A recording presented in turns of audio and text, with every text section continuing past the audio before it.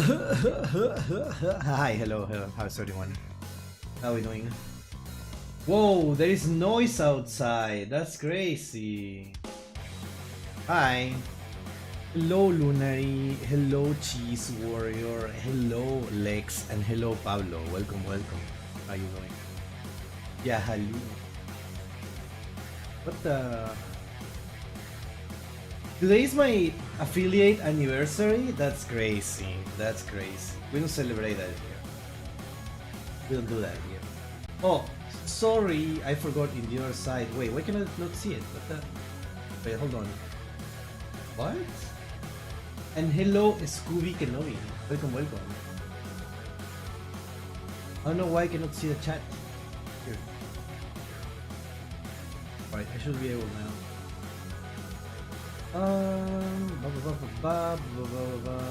Just cheese, alright, cheese.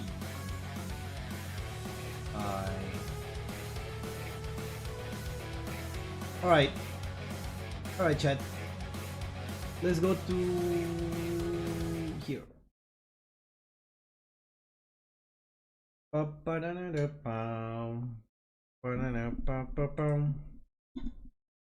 Listening in from work. Hello, Pyronova. Welcome, welcome. I hope you are, you know, not suffering at work. That's all I ask for. To be at least all right. I cannot ask for, you know, to be having fun at work. But at least if you're not like dying there, that's amazing. That's perfect. Chad, I want to ask you something. Today we're gonna react to a few videos. Most of them I already selected. But like what I will appreciate from everyone is just to keep it in topic. During the video, we should just talk about the video itself, right, in the chat. Because I plan to upload this. Yes, like the title says. I guess the title doesn't say reaction. I guess the title doesn't. But yeah, kinda. I know most people usually keep it on topic, but I'm saying it just in case, so that we don't mess up. This is Duel Links, right? I'm looking at the Duel Link thing. So also let me close this. Berserker Soul. I was like reading Berserker Soul because there is a video about Berserker Soul. So I wanted to be sure what it does before watching the video. Anyways, let's just watch this. I don't think I'm gonna. Let's just watch this. Bryonek? I still don't get Duel Links. Okay. This deck is between two scenarios. This deck. Wait, hold on. That deck suck. A wall can stop, and the Malefic can die with effects. Too expensive for just beat down guys. Huh? What? This deck is in between two scenarios. You're about to rank up and lose to this meme and get killed. It doesn't open territory and straight up surrenders. This deck gets bopped by decent trap cards. God, this deck is boring. This deck is like what I call what?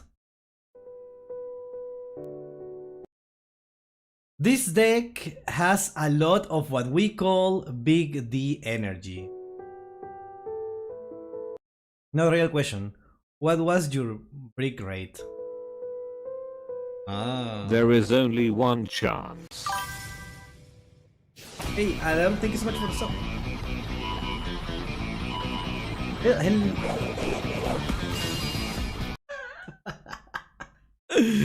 This is so iconic. Is the Joker reveal for Smash. Yes. Hello, Vortex. Welcome, welcome. We're watching some Yu-Gi-Oh videos as always. Big D, the enemy of Little D. Yes, exactly. I'm mostly a Rush Duel player. Interesting. I would like to try Rush Duel, but I won't need it in masterduel first. I'm not gonna play Duel Links at this point, even though I heard that it's better now to get into it because there is a lot of like structure decks. It's not like exactly like random, but yeah. I'm gonna put some dirt in your eye. Oh, okay. I've never seen these cards, dude. What is this? Oh, it's Malefic. Okay. I've seen these cards. Those are from the movie. Now, these one are actually from the movie, right? Yes.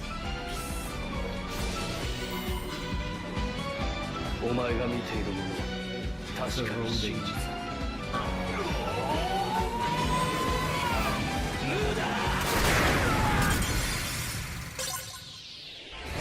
I've never seen this deck being played, honestly. You 100% need to watch Yui Screws the Rules versus Marik. Alright, let's watch it right now. Let's watch it right now. Let me see.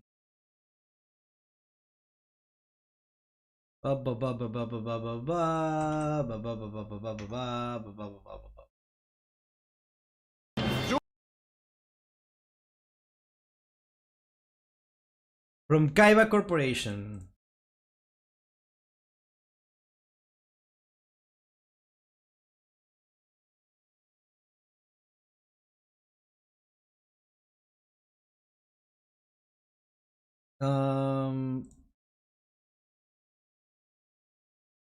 Okay. The Solid JJ video. Is this Solid JJ? This says Kaiba Corporation. Is this not a Riablo, right? What is this? Yu-Gi-Oh! Bridge, Yu-Gi-Oh! Animation, Yu-Gi-Oh! ASMR. That's so funny. What is a rogue deck? A rogue deck is a deck that is not part of the meta, right? So you don't know what to do against it. It's like surprise, basically. Since you are not used to playing against it, that's what happened, right? Is that not like what a rogue deck is? What? So JJ has great videos, yeah? So my decks? I don't know.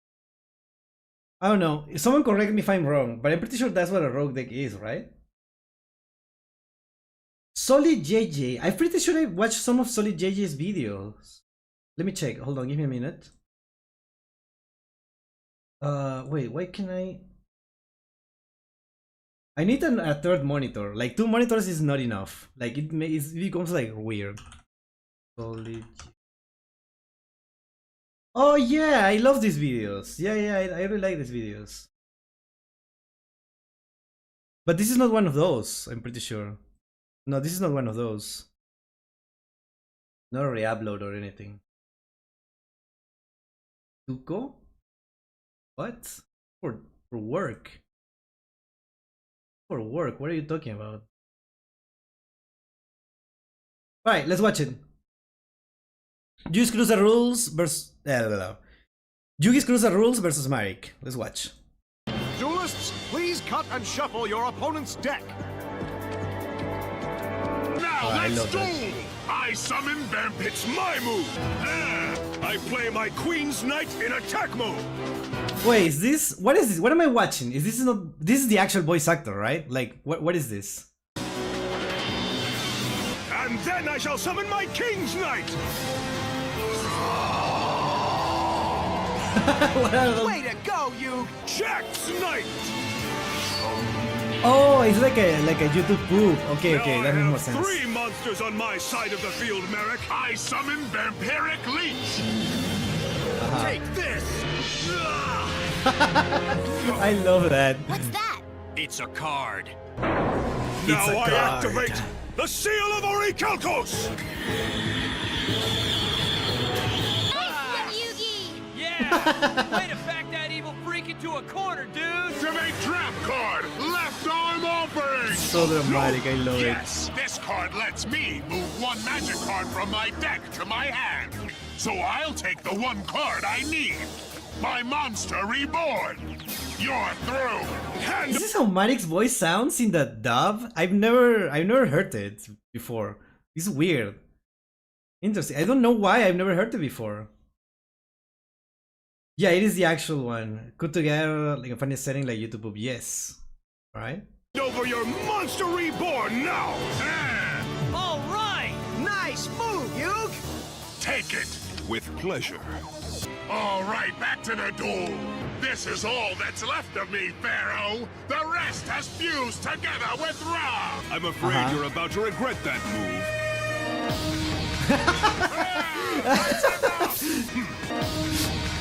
I'll sacrifice Oh my god, dude. I love it. This is playground Yu-Gi-Oh! I love it. I love to see it.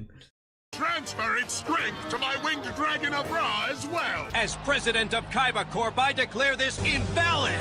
I sacrifice Yugi in order to summon I sacrifice Yugi. That ends my turn. Not quite. It doesn't end until my Boganian takes 300 of your life points. So activate your special ability, What my is this beast. card, bro? Nice try, but I play the trap card, negate Oh, attack. nice. Thank you, Kaiba.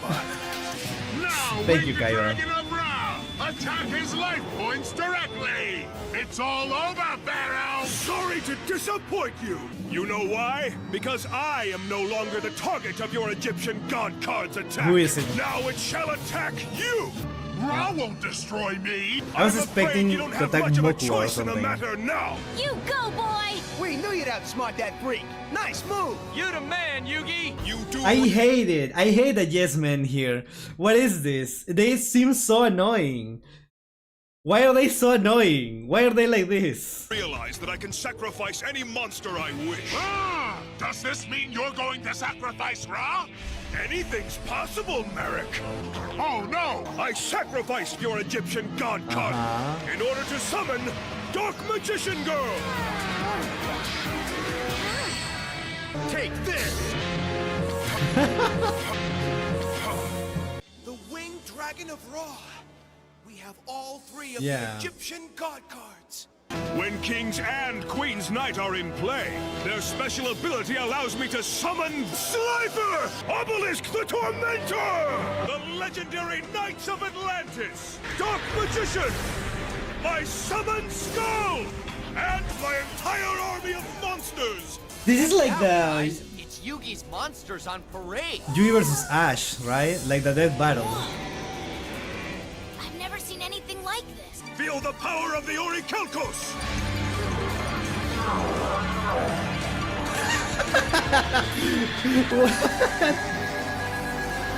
Now Yugi can destroy all of Marik's monsters. What is this? Infinite. This is Amazing. awesome. Obelisk will crush Marik. How could I let him do this? All right, my Egyptian god monster! Attack Merrick's life points now!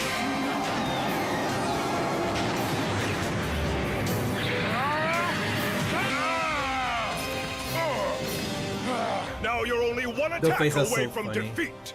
Attack Merrick's life points now!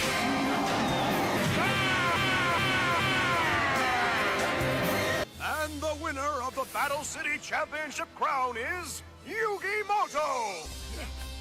That was amazing, Yugi. I hate those The way guys. every monster in your deck showed up, that was classic. Up high, pal. Alright. That was a video. You know what's a funny part about this? You know what's a funny part about it? I always like assume that this thing that says download Yu-Gi-Oh! The Dawn of the New Era, like I thought that was part of the joke, but it was there the whole time. So it's not a joke. It's like, is it an actual ad from the channel? Or is it a joke? I don't get it anymore. Like, I actually don't know.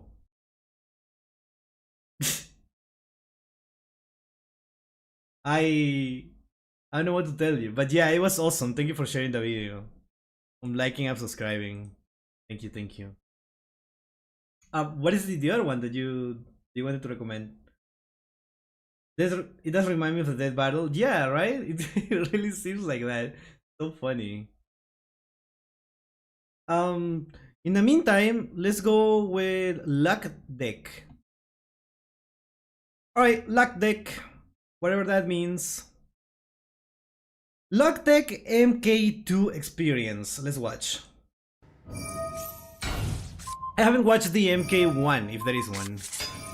And I don't know what I'm looking at. You have one!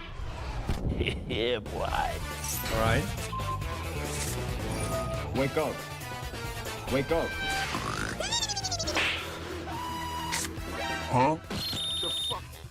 Oh, flip him. The Dark Lord is here. What? Hold up. I'm fast as fuck, boy. Another one. No way, dude.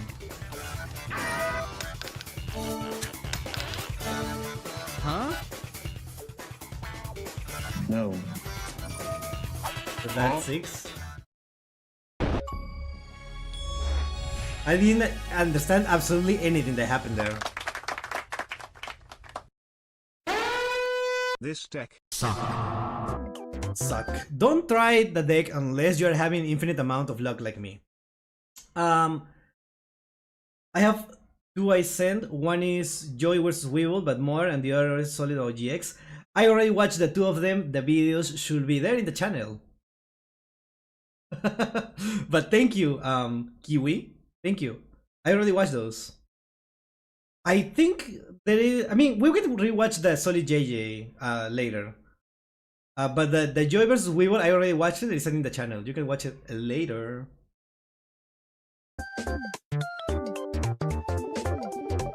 This is the last part of the video. Oh, that's the cool part, that we can see the actual decks in this kind of videos. Just a cat. My nightmare. People use the deck.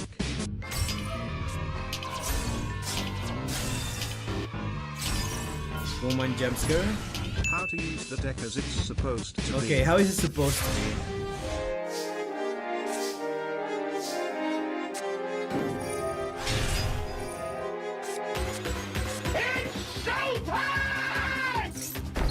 Good.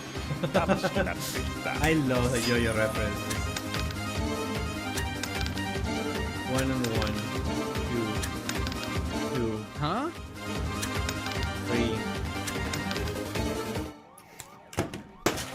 Another one. Got you, boy. Whoa. Okay, I understand how this card works now.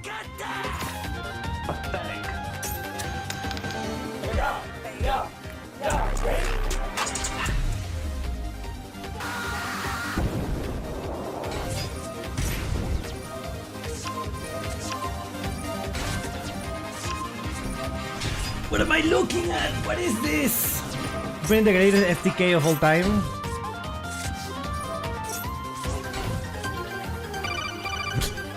Colonel. Bomb has been planted. Roger that. Oh. Oh.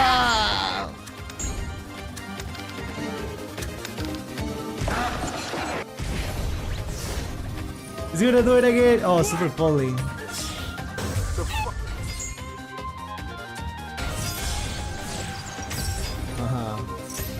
Did you might you will attack it? That is definitely a decision. That is totally not gonna backfire.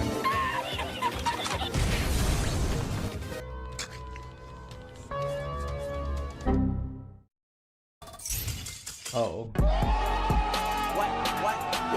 Surrender. Hello, Snake Man. Welcome. Alright, dice here. No, don't do it. I haven't heard that. No, don't do it in a long time. What is it now?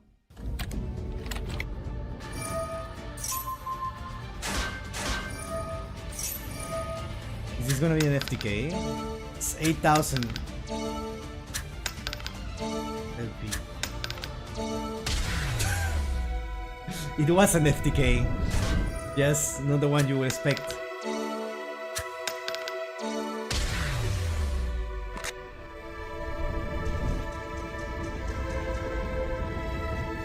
That's so real.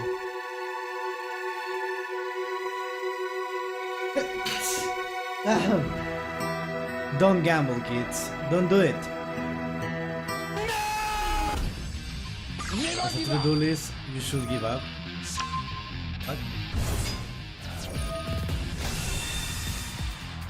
Oh no.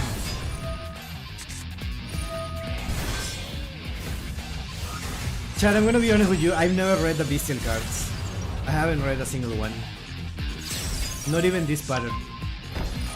I don't know what they do. Oh my god.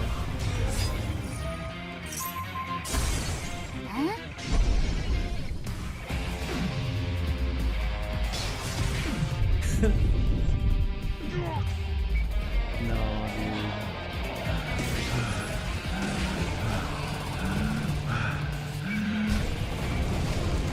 Alright.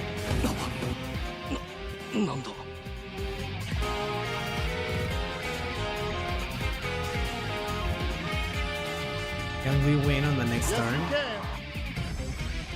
Politics in my Yu-Gi-Oh video.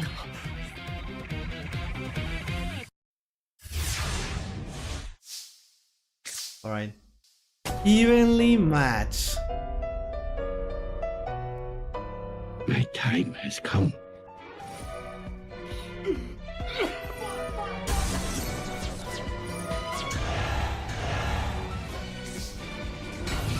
Evenly matched is such a funny card.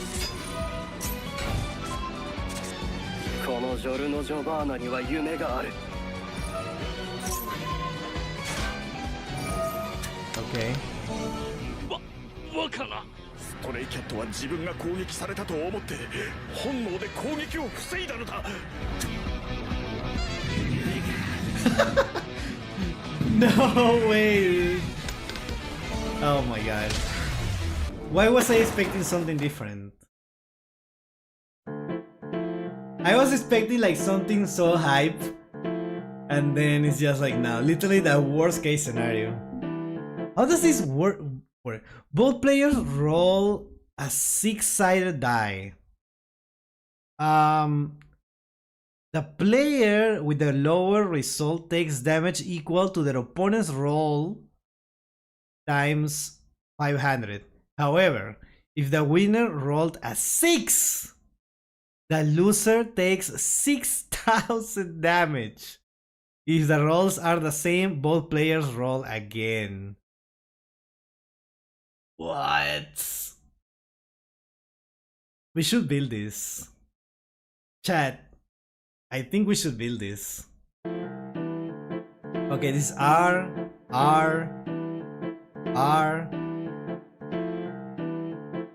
N, S, R. Oh, it has 2 URs, 4 URs. Can I build this? I mean, I think I can build it. The issue is that it requires 4 URs, at least. I already have that one. Is this UR? Oh, SR. SR. N.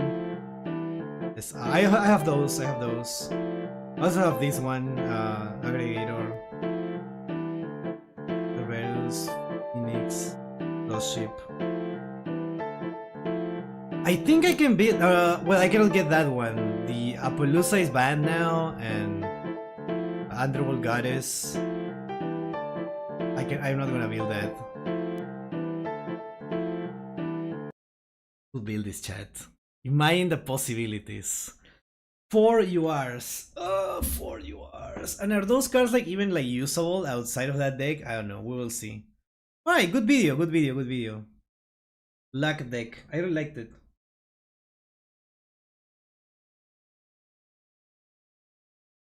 Oh, I really like it. Okay. Let's go for the next one.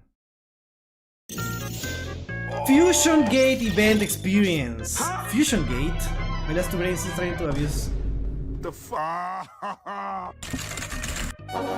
Deck profile? Oh, hell no! Wait. Deck profile in last video if you want. In last video? I mean in last video. What is this deck? What is this? What am I looking at? How do you play this? Oh, hell no!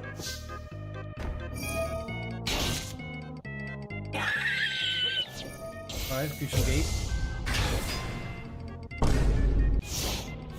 Wait, isn't that the one that just destroys the whole There is no special board? summon. There is no normal summon. And there is no set summon either.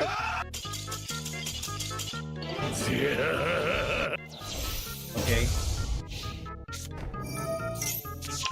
What are you doing? What are you doing? What are you doing? What are you doing? What are you doing?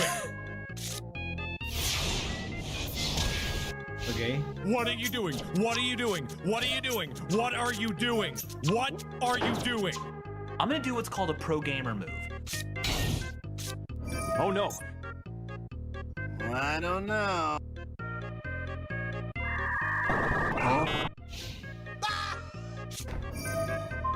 How about a magic trick?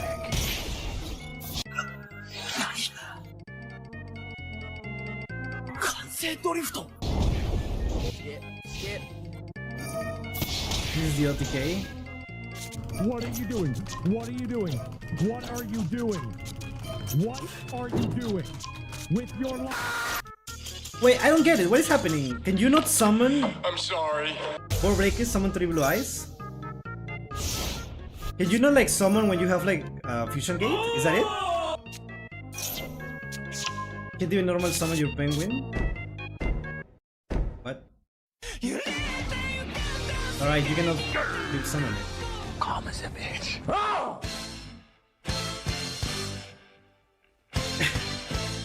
Never lose your coin toss. Yeah, you go second, you lose. Yep. Skip. No, this whole thing, all of this. It's all about coin toss. Yeah.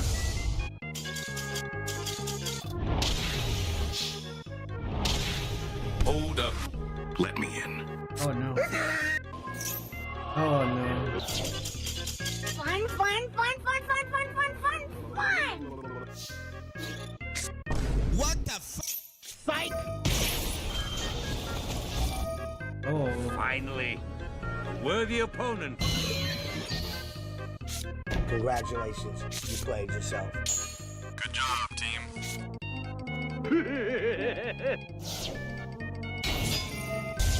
Another one.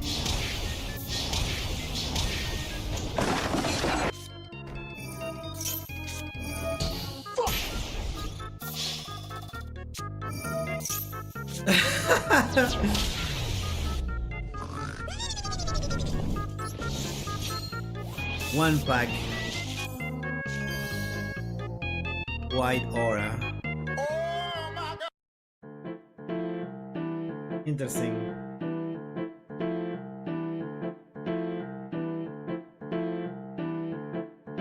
Ray Raptor pack? Yeah. Interesting deck. Hello, Ray Noil. Yo.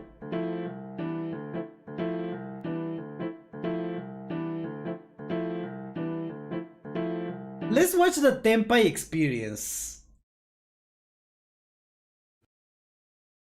First turn Tenpai experience. Interesting. As far as I know, Tenpai is the going second deck. So what is this? Oh, I guess Sky Striker? That's me. Fight me. One-on-one. Okay. I'm scared, Chad. No. No, I don't think I will. Special I don't think it's gonna be a one-on-one. The art of dragon summoning. Oh. Tenpai during battle phase. Pretty Rose. Oh!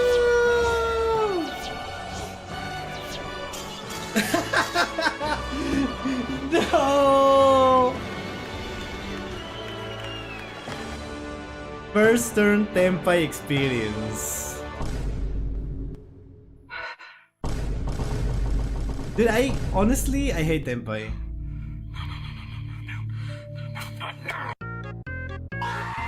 Right. Lose a coin toss in Yu-Gi-Oh right now and be like, no.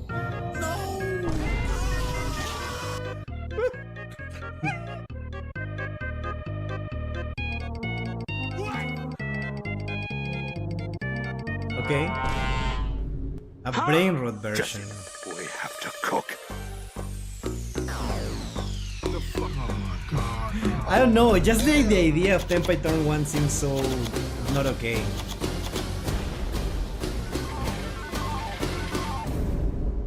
These are the bomb. Actually, Jesse, it's just Basic stun stuff. Okay. Let's see the stun.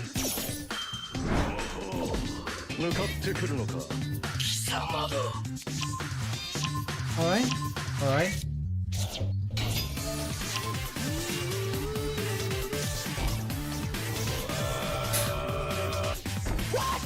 Okay. You picked the wrong house, fool! Of course! Wait for it. release the crowd. Hating Tenpai is valid? Is more than valid, is correct. Bruh. Bruh. Maxi. Alright, Chad, we gotta challenge this.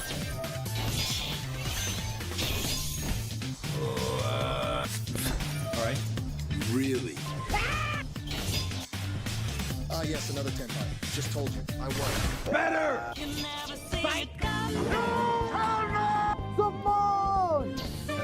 That doesn't. This What is this? Hello? Hello. Hi.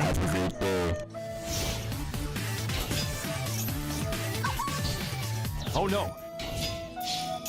I can't deal with this. This is how it feels. Every time it seems like it's gonna stop. Right? And it just doesn't stop, it just keeps going.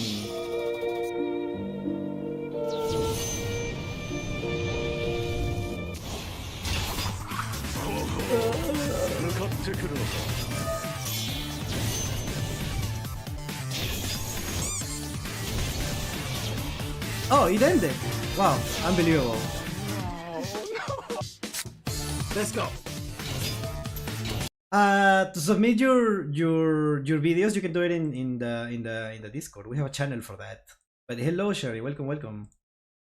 Yeah, we have a channel in the Discord.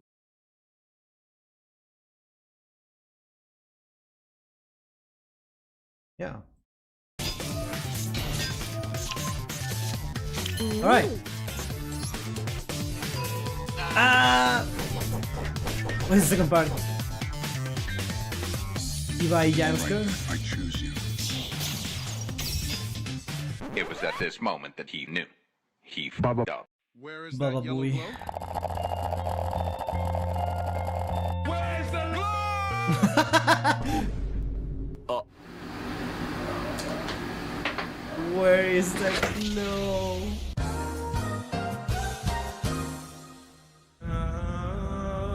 After a couple of duels, I just realized that in my opponent's case, you better turbo out Meteor Burst Dragon or Tenpai Transcendent Dragon to prevent any battle phase effects, especially in a mirror match against Tenpai. I'm not processing any of this. I'm not processing any of this. I hate Mitsu more than Tenpai. At least Tenpai ends faster and has clearer points of interaction. I don't know. I feel like I need to like face Tenpai a little more in order to actually like have a proper opinion. I don't know. You've got to do better, Senator. Alright. We do a little trolling. Oh. Second. Are you gonna leave again? Are you gonna leave again? You I'm sorry. I'm sorry. Am I being annoying? I'm so sorry. I didn't mean to. I didn't mean to. It's just like, you know.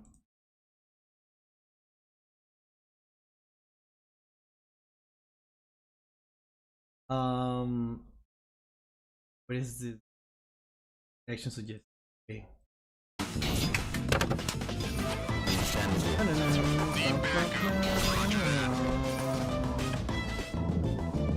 What the? I break up with a lot of voice, Pepper. What the hell? It's not you, it's me. What the hell?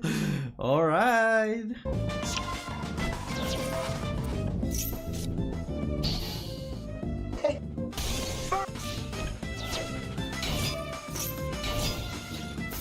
Alright, well... Hold up. Don't you hate this? How he just keeps like... summon. Wait, that's elite. That's too easy! Oh! He is. Huh? What is it?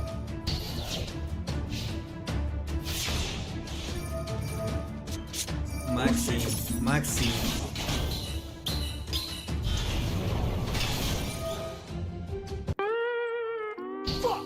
You summon, I draw.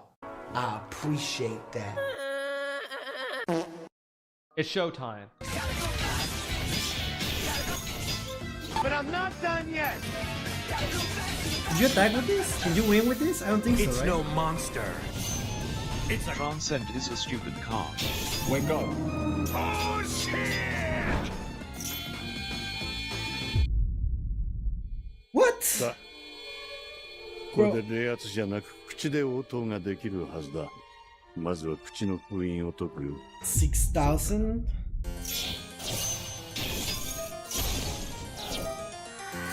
Oh my god.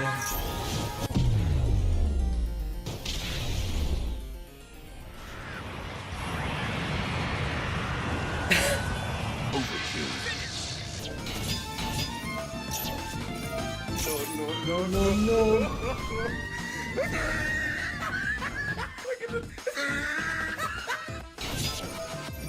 Whoa.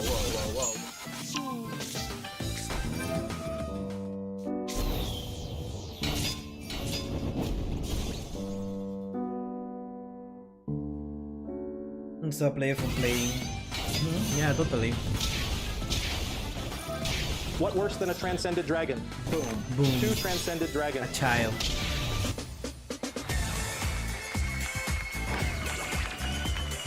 Oh! Fun! I still... Really? Remember, kids, always count to 4.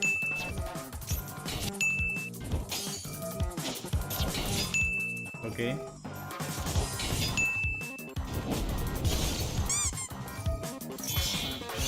Hey, you're Rick fucking Dalton. Don't you forget it. Yeah, we're in battle phase. What do you mean?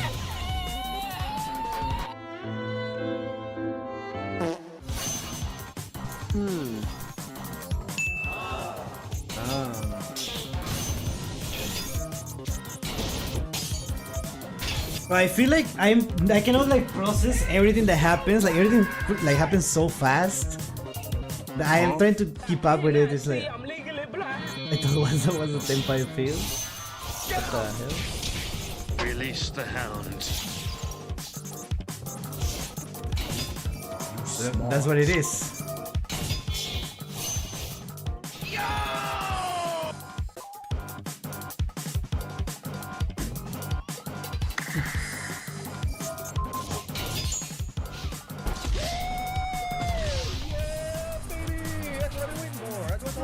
What are you doing? What are you doing? What? I get the protein from the north. Come to Papa!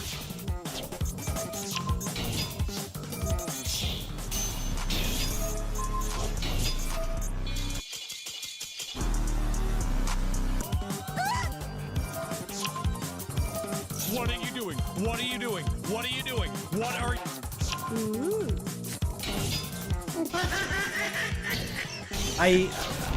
The Daisy.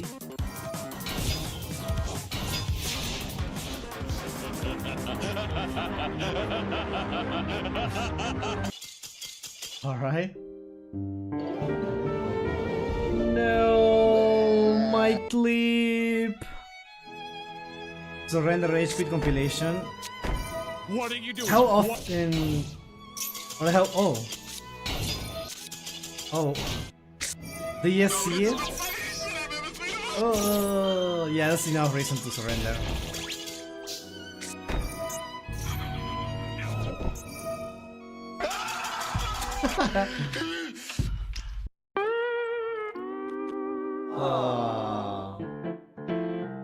so funny. What is this deck? No, I'm not playing this. This has 6 URs here, just with this. Just this is 6 UR. Then the synchros are only SR. But there is like the Black Rose Dragon. There are like URs. I cannot get this, dude. I cannot get this. Not viable. I'm too poor for this.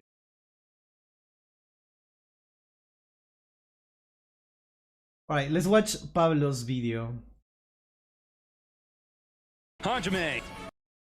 Alright, we have this. Wait, did we not watch this already? Did we watch it? I don't remember if we watched it. Wait, did you watch this? But Pepper, you could be a Tenpai Sky Striker gamer. Totally. Definitely. There's a going second deck, right? There is a going second deck. Totally. I totally could do that. Hajime. Come here, boy! I'm here! Oh, shit. Here we go again. What? Bring that ass here, boy. What? What is this? What am I looking at? What is happening? What was the point of the Exodia parts? A few minutes later. Round 2. The elephant in the room. Oh. Ah. Okay. Stop it. Get some help. Oh, hell no. Let me cook! Let me cook! What?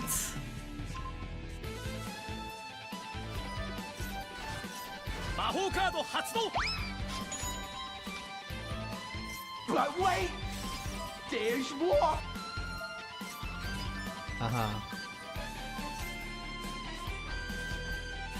Okay, that was weird. Pathetic. My grandma could make a better board. I'm not finished. Bro, what are you talking about, man? Surprise, motherfucker. And I another. guess I have to read it. Surprise, motherfucker. Activate this card by targeting one level 4 or lower monster in the graveyard. Special summon that target. Okay. Increases level by 1. And attack and defense by 100. What? When the monster is destroyed, destroy this card. What? And another one. But I'm not done yet. Special summon one monster from the graveyard to your opponent's side of the field in defense position and increases the level of one monster you control by the level of the special summon monster until the end phase. I don't get it. I don't get where this is going. And now it's his life in here for some reason. Oh my god! You out! Hold up. Once per opponent's turn, if this card will be destroyed by their card effect, it is not destroyed. Once per turn during their end phase, if that effect was applied this turn, apply the following effect. During your next turn, if this card inflicts barrel damage to your opponent by direct attack, you win the duel. Okay?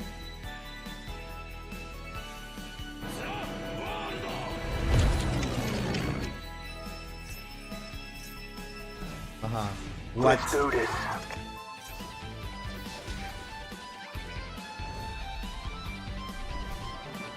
Oh. Okay. That's the video. Yeah. This is not consistent. There is no way, right? There is no way you can do epic win animation. I wish it was like a full animation like the other cards, but sure.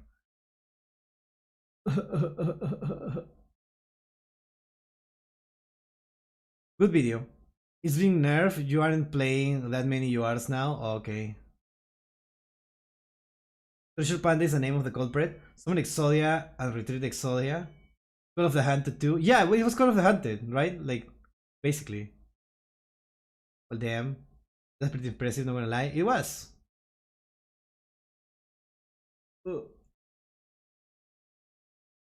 Alright, let's watch the video you recommended, Sherry. 11 minutes.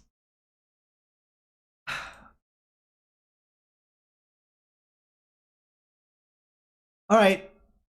I'm gonna be honest with you. I don't know if my brain can handle an 11-minute YouTube poop. Okay? I will do my best.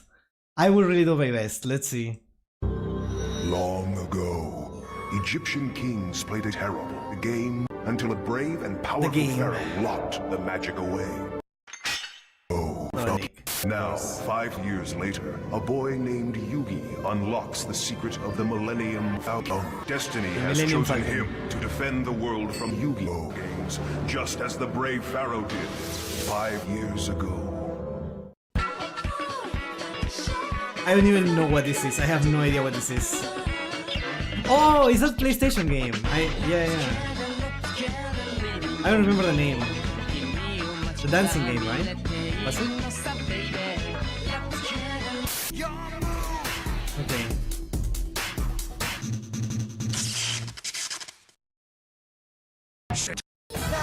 No, I'm watching it. I'm trying my best. Solitaire.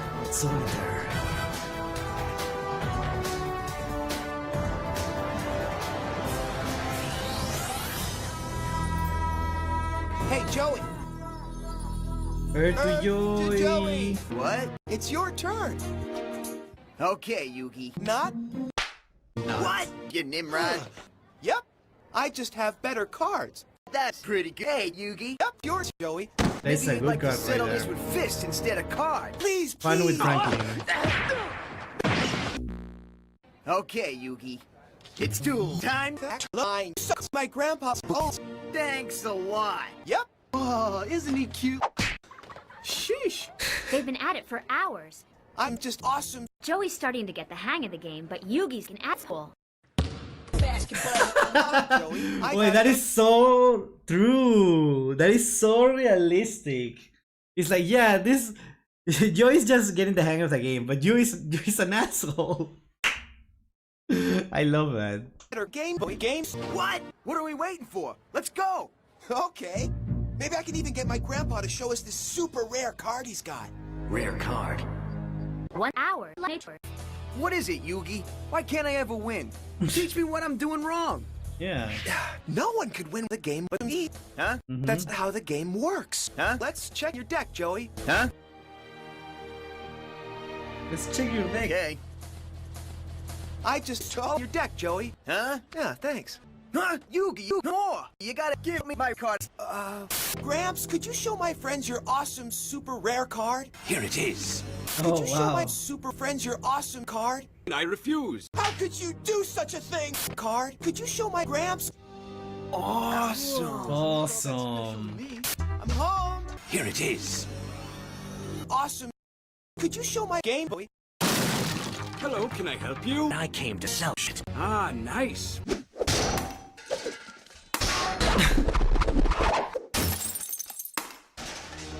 Oh, give me your blue eyes white I wonder card why and it I'll would sell be. my little brother. Oh. No thanks. Fine. Senile old fool. Kaiba! Maybe we could all duel together sometime.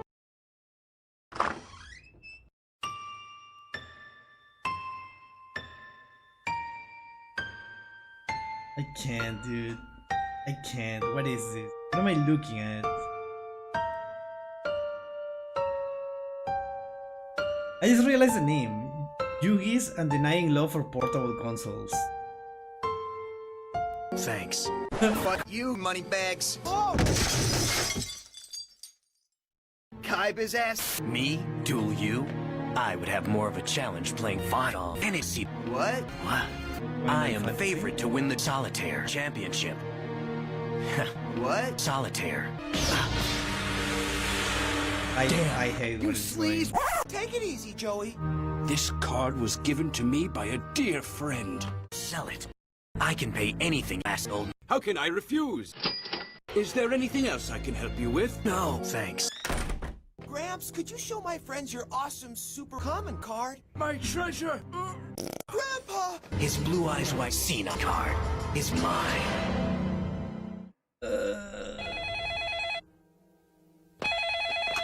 Hello? Are you sure there's nothing I can do to change? No.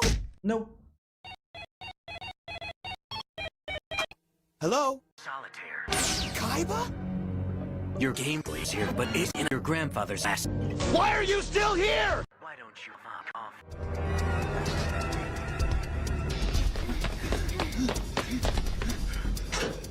Oh, shit.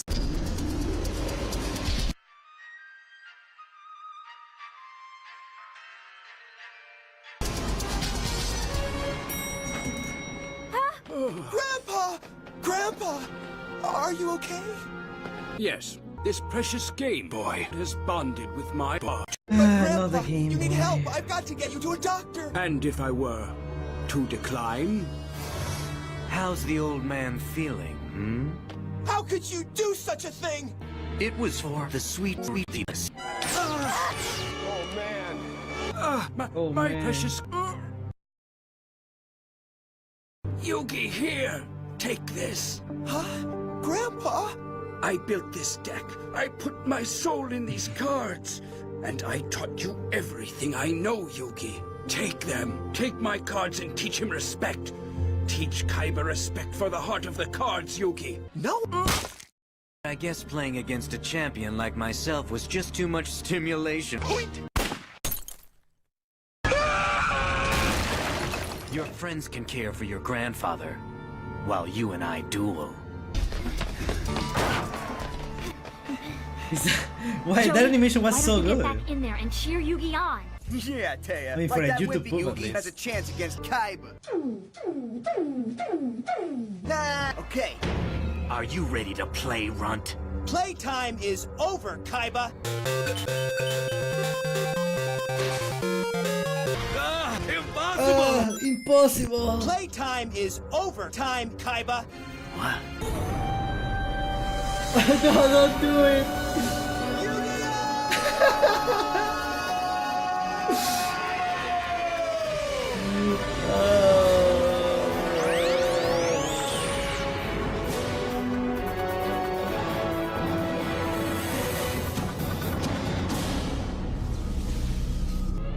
What the? Now, Kaiba, prepare yourself, because it's time to sniff the flowers. There, Kaiba. Maybe now you will begin to... Shut up! No. Shit.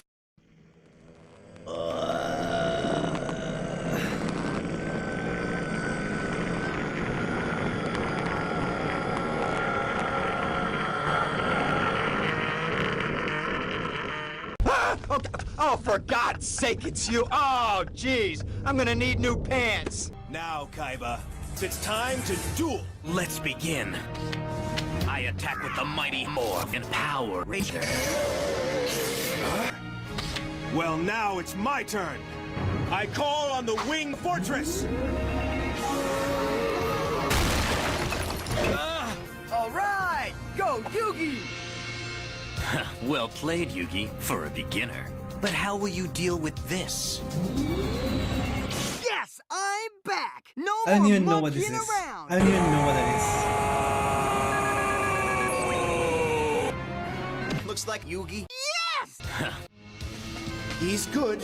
He knows every aspect of this game. But my grandpa put all his gaming knowledge, his whole heart, into assembling this deck. My grandpa is a douche. Way to go, Yugi! This'll be over sooner than you think. Uh-huh. I call on the Blue Eyes White Cena. No way! Impossible! Ooh. Give up, Yugi. I won't give up. Grandpa's doubting me. How desperate. Attack!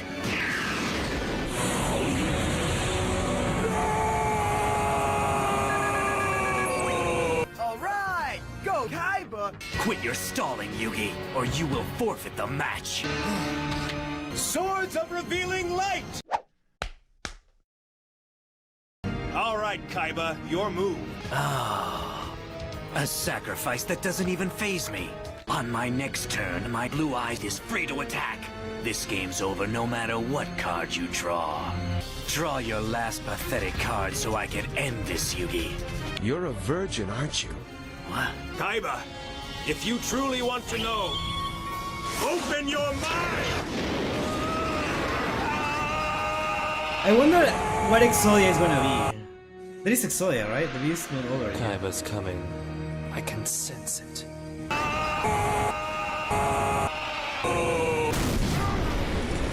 Or is this over? I came. Oh, it's over. Wait, what? Yugi, you won! No Exodia? Did I miss something? Grandpa's awake!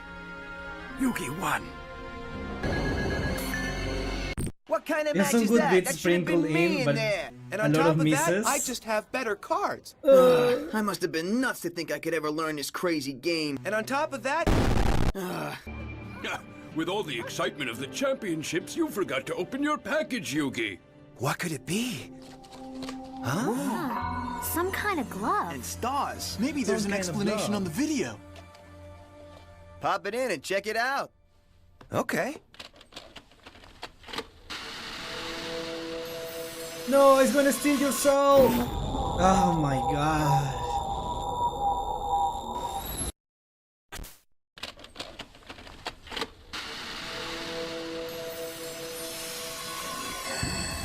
Welcome all my honored guests to the ultimate Okay. duel with the best. Nah. This is actually like taken from the bridge. For the honor of suffering, the final defeat. Is it?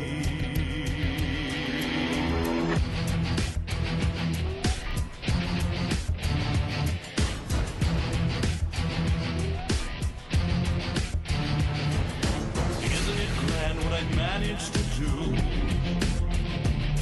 by kidnapping those closest to you? Alright, well, I mean, what? This is okay. This is from 2012. Okay, I see. I mean, I'm gonna be honest with you, this is not my type of humor. It makes sense that this is from 13 years ago.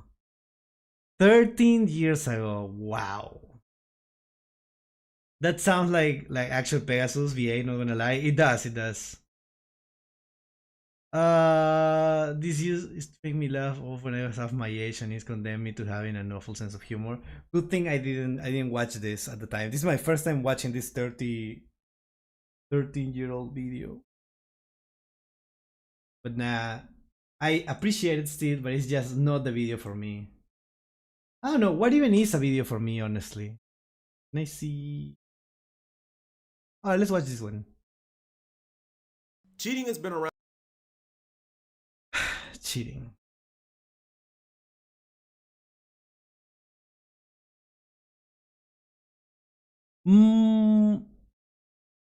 Most Wanted, the story of the biggest and most notorious cheater in Yu-Gi-Oh history, Roy St. Clair. I've never heard of this. So I'm all for it. Let's do it. Cheating has been around forever in the Yu-Gi-Oh trading card game. It's long been something that Cheating has always been a thing in Konami everything. themselves have taken many steps over the years in attempts to thwart it. Heck, it's even been portrayed countless times in an extremely negative light in the various Yu-Gi-Oh anime series. Yeah, of course. But ultimately, cheating can't be completely stopped no matter how much you try. It's sort of like that old saying goes, where there's a will, there's a way, and unfortunately, cheaters always seem to evolve just as the rules do. I once made a video cataloging some of the biggest instances of real-life cheating in competitive Yu-Gi-Oh, but today you're gonna learn exclusively about Numero Uno, the king of cheats, the real-life Bandit Keith of this game, his successes, his failures, and the public scrutiny he faced very often. I must warn you, there may be parts of this video that some find upsetting. This is the story wow, of I'm Yu-Gi-Oh's great. most notorious cheater, Roy St. Clair. Roy St. Clair began his Yu-Gi-Oh journey at the young age of 16. Roy was from Greenbelt, Maryland, and started off in the DM era by playing at local card shops. As someone who also started playing Yu-Gi-Oh around this time, I can tell you that the regional circuit wasn't in full swing during 2003. This meant that Roy was initially limited to local competition. As luck would have it, Roy also got into Yu-Gi-Oh! Alongside his older brother Brian St. Clair, so at least he would always have someone to play against, whether or not he can make it to locals. By 2004, however, Upper Deck had gotten a regional circuit rolling and Roy was absolutely hooked. In 2009, Roy told Konami in an interview that in his early days, he and his brother would try to go to every regional possible, and that it was a great experience. It wasn't just the competition and dueling he loved. I cannot but he imagine also what it liked must have traveling been to like new at the places, time. meeting new people, and making friends along the way. While Roy was having a blast traveling and attending events, those close to him, like his brother, saw firsthand how good he was at the game, and that fun wasn't the only reward that Roy was reaping. Roy was without a doubt a natural talent, and one could even say a prodigy of this. It might have been a prodigy, or like literally just like good at the game and being known for being a cheater. Damn. Proud to say I've never wanted to cheat, no matter how much I hate the concentrated meta at my locals.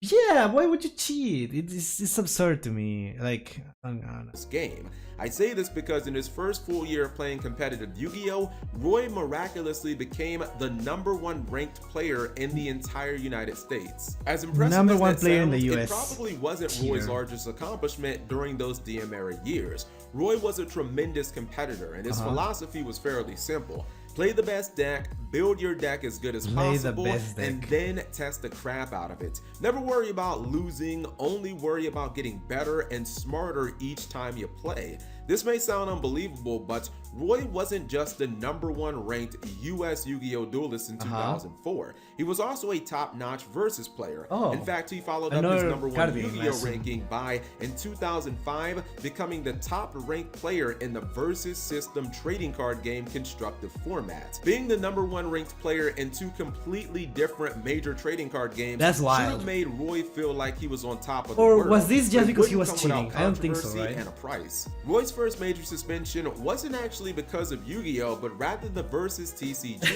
Roy was at a $10,000 versus tournament that also featured large qualifier events. According to Roy, his brother Brian, and a friend Alex, after winning his match, Roy walked around the venue when he spotted Alex playing a game. Roy approached the ensuing game thinking his friend Alex and his opponent were playing a casual non-tournament battle. Alex was in the middle of a move when Roy casually said to another one of his friends, Paul, Alex made a misplay there. At this point, Roy was immediately asked by judging staff to leave the area. Alex ended up winning that game, but before the start of the next round, was approached by judges telling him that they were overturning the last round's results and he would be receiving a loss. Upper Deck. Amazing. And this was wait, but like, wait, did I miss something? Did I miss something? Because this was supposed to be like a friendly match, right? It wasn't meant to be like a proper thing, was it? Okay, let me see. Did I miss something? Alex was in the middle of a move when Roy casually said to another one of his friends, Paul, Alex made a misplay there. At this point, Roy was immediately asked by judging staff to leave the area. Alex ended up winning that game, but before, I don't get it. according to Roy, his brother Brian, Wait, let's repeat the whole thing because I didn't understand he this. was also a top-notch versus player. In fact, he followed up his #1 Yu-Gi-Oh! Ranking by, in 2005, becoming the top-ranked player in the versus system trading card game constructive format. Being the #1 ranked player in two completely different versus tournament that also featured large TCG. Roy was at a $10,000 versus tournament that also featured large qualifier events. According to Roy, his brother Brian, and a friend Alex, after winning his match, Roy walked around the venue when he spotted Alex playing a game.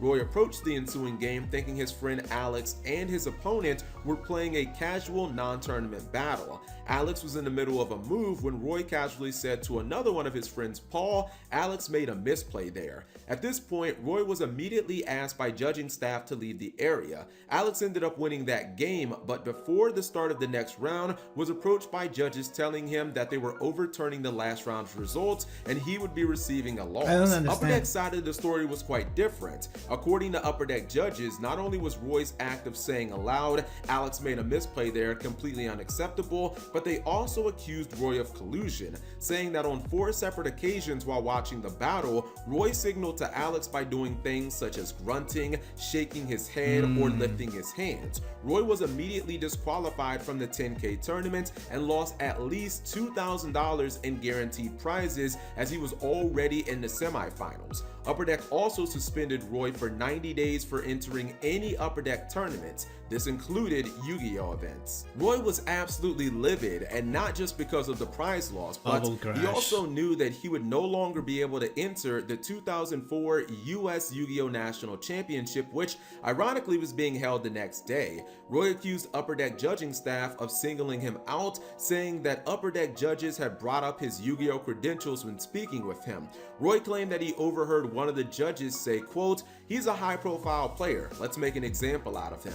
These events led to a highly adversarial relationship between Roy St. Clair and Upper Deck judging staff. Now, I don't generally assert my personal opinions into these videos, but in my opinion, it was highly suspicious that Roy would claim not to know his friend Alex was playing in a tournament game, when by Alex's own admission, they entered these events together earlier that day. I also found it suspicious that Roy was watching the game standing behind Alex's opponents and facing Alex. Lastly, Alex even admitted online in a post on Pojo that he clearly heard Roy's remarks in their ensuing game. So even if you assume that Roy was completely telling the truth, that could have potentially changed Alex's course of action during his turn. The one silver lining out of the entire situation is that Roy would still be allowed to enter the 2004 Yu-Gi-Oh! World Championship because it was technically a Konami hosted event. The grinding that Roy had done to become the top ranked Yu-Gi-Oh! Duelist had finally paid off, and he qualified through the point system without even having to attend the US Nationals. Roy tried to make the most out of his trip to Worlds, which was held in Los Angeles, California, and finished tied for 4th place. It was an impressive showing, especially considering Roy did better than any duelist who earned their invitation through Nationals, and that included the great Terasak Poonsabat. After Roy served his suspension, he returned to competitive Yu-Gi-Oh! Looking to prove how good he truly was. At the first Shonen Jump of 2005, both he and his older brother Brian made pretty big statements as they both made it to the quarterfinals. Despite dueling each other often, they opted to run fairly different decks. This would be Roy's biggest accomplishment of the year, but in 2006, he really turned it up. Roy started out the year by coming within an inch of the Shonen Jump Orlando Championship in March. As one of the bigger names in the tournament, Roy took his grindy control deck and pushed it straight to the finals, where he was upset by Michael Lux in Game 3 as Mike Top Deck snatched Steel to seal Roy's fate. Looking to immediately bounce back, Roy entered Shonen Jump Baltimore less than a month later and made it to the quarterfinals before losing to the eventual winner and champion Shane Scurry. However, this time around, Roy went completely off the rails and played a chaos deck that revolved around Zombra the Dark and Deck Devastation Virus. He had half a dozen easy to summon targets within his deck, and he knew that Deck Devastation could be an auto win button under the right situation. Performances like this— Chat, I'm not paying attention. I don't know why I cannot pay attention to this. My brain's completely like out of it. I feel like I need like drawings in order to, because this guy is just like narrating stuff. I need like a video. I need like a little I need like something. Like I'm looking at the screen and I'm listening, but I don't understand. I don't know what's going on. Showed that Roy was again a top tier duelist, but it also showcased his excellent deck building ability. These reasons and more are why Roy was chosen to headline the juggernaut Team Hunger Force in 2006.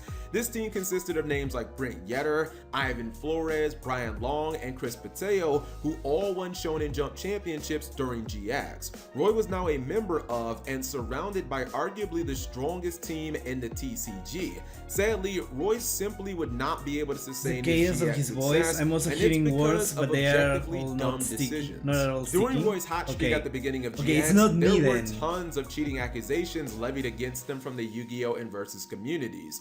Huge threads on sites like this video has like almost 2 million views. Games in the top cut before letting his opponent cut his deck. Alleged statements from past teammates saying Roy had taught them how to perfectly stack any 5 cards to the top of their deck. Even Yu-Gi-Oh! Duelists claiming Roy would often start a game with 5 cards rather than the standard 6. I mean, the voice is fine. I don't know what it is. I feel like he's speaking too fast, or Or am I just too tired? I don't Call know. a judge over, saying that the opponent had drawn an extra card. There's even a crazy story about Roy once dueling a girl who has the life point lead advantage after turns in time. The story goes that the girls were relieved that she won when Roy jokingly asked to play it out for fun just to see who would have ultimately won the duel. Roy proceeds to gain the life point lead during the next turn when a judge walks by and asks who's leading in life. The girl responds, "I already won, we're just dueling for fun," only to have Roy state, "I have no idea what she's talking about. As you can see, I clearly have the life point lead." Stories of Roy's cheating escapades were starting to have a reputation equal to his competitive one.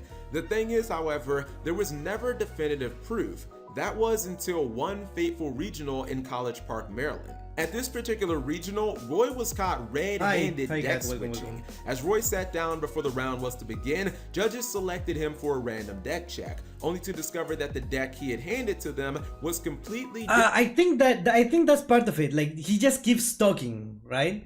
And there is no like pauses to like process stuff, I guess. Different than the deck list he had turned in. Many in the community suggested that Roy was playing two decks to reduce the possibility of running into an unwinnable matchup. Also, in case you're wondering, not submitting your deck for a random deck check is grounds for automatic disqualification and an unsupporting conduct suspension. Roy was In this training module, we'll go over how to do cheating. First, find your Roy.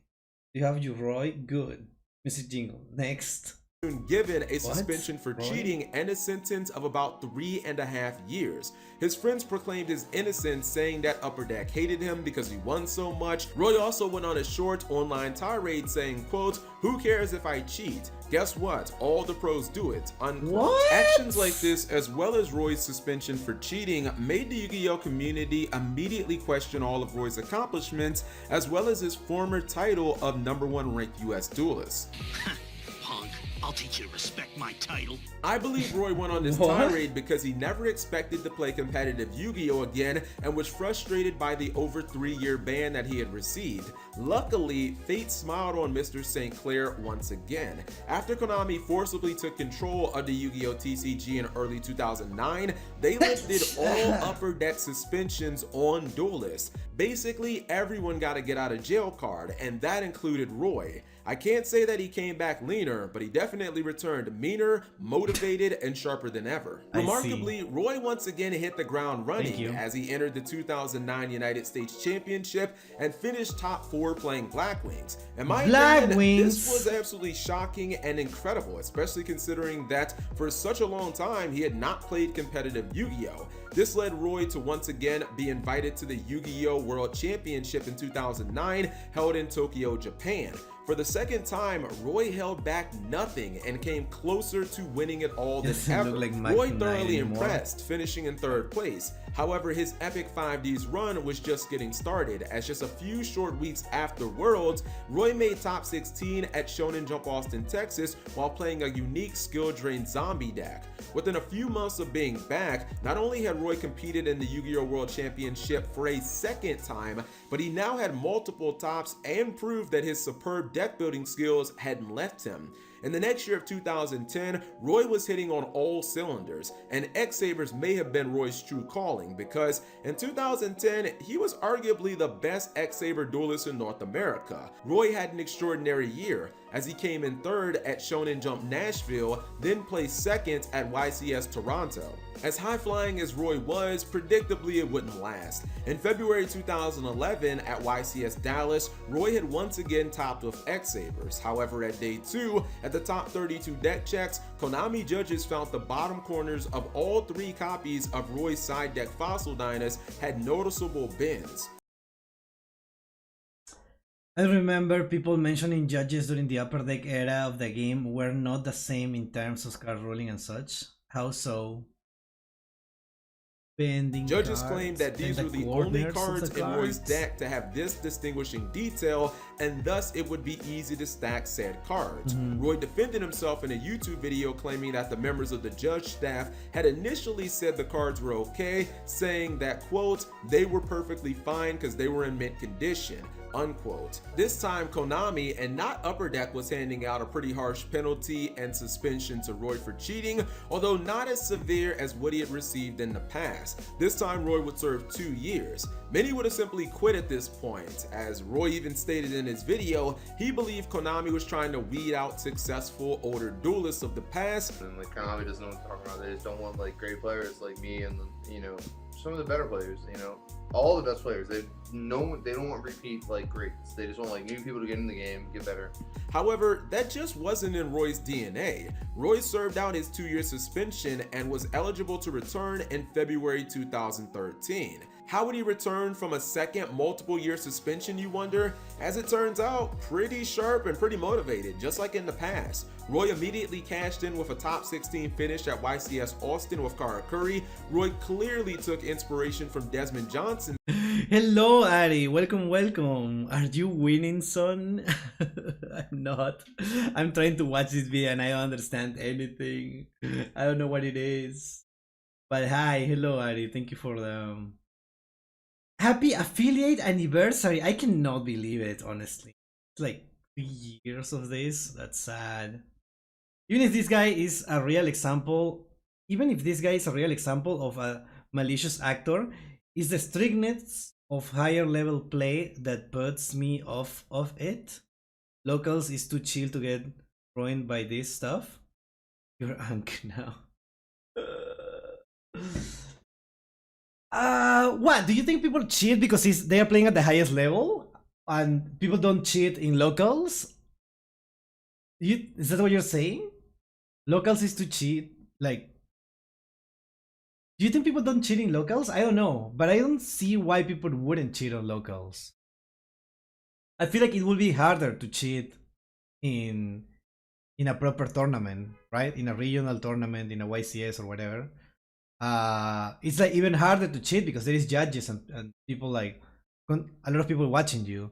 While in locals, it's easier to cheat.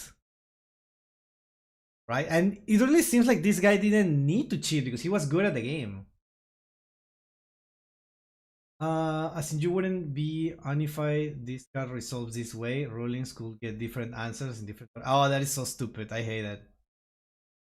The stress does things to people and makes rules harsh. I don't know about that. I don't know people like cheat because of stress. I doubt it. I don't think that's how it works. I feel like people cheat because they feel like they can get away with it. Top 4 build, playing the same deck. Because people plan to cheat before. They already entered the tournament like preparing themselves for cheating. Like how this guy had like cards like bent in a certain way, or the corners of the cards were like that before. It was planned ahead. It's not like you decide to cheat because of your stress at the time. It's like you plan before anything. That is your win condition. And the stress of losing wears away at their judgment. I don't know. ICS Miami earlier, but Roy adjusted his build to his particular playstyle and the expected meta with tech like Macrocosmos in the main deck. All these years off, and Roy was still quite a good deck builder. This would basically mark the end of the line for Roy St. Clair's dueling career. He would have one more YCS top in 2015, 2 years later when he made it all the way to the top 16 playing Cleaford at Columbus, but there would be no third Miracle Run the Worlds in this story. In fact, Roy's story actually has quite the sad end as he tragically passed away just 3 years ago in 2017 at the young age of 30 years old. In the end, I'm not sure that there's one broad consensus on Roy St. Clair in the Yu-Gi-Oh community. With all the accusations, suspensions, and stories, I think it's pretty clear that he was a habitual cheater. He's been called the Ric Flair of Yu-Gi-Oh! Or the dirtiest player in the game, and to be honest, this guy probably wrote the book on cheating in trading card games in general. But on the Wow. other hand, I personally believe he was one of the smartest and most talented duelists this game's ever seen, as well as the fact that he's probably one of the best deck builders in Yu-Gi-Oh history. He's without a doubt very infamous, but I think that he's just as equally iconic. I think I'll close this video out by saying Roy wasn't perfect, and he certainly was no Clearly not. angel, at least not in terms of this game. He played fast and loose with the rules all the time, but he was still an icon in my book. And more importantly, he was one of us. He was a passionate Yu-Gi-Oh duelist who loved this game. I want people to understand, this guy spent almost 6 full years banned from Yu-Gi-Oh! On 3 separate occasions, but he never gave up, and each time he came back and started winning like he had never left. Roy, if you ever see this video, I hope I told your story well.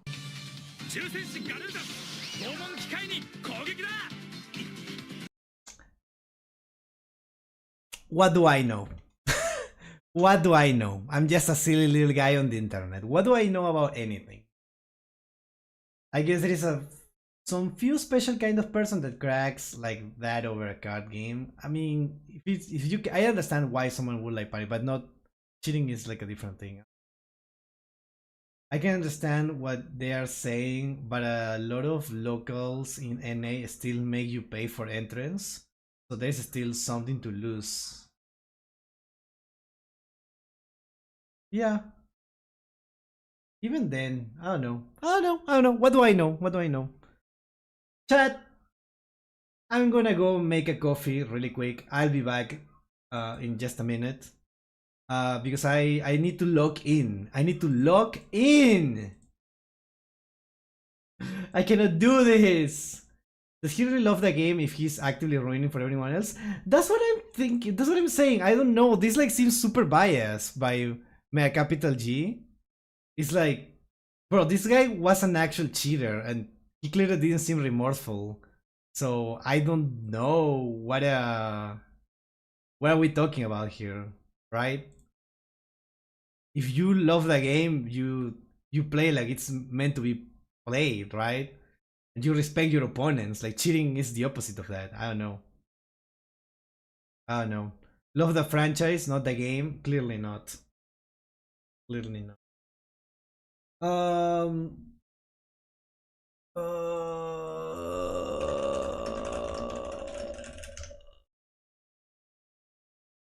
I'll be back. I'm gonna leave you with this intro music so that I don't forget. But I'll be back really quick. More like he's been too correct. Maybe. I don't know. Maybe. I'll be back.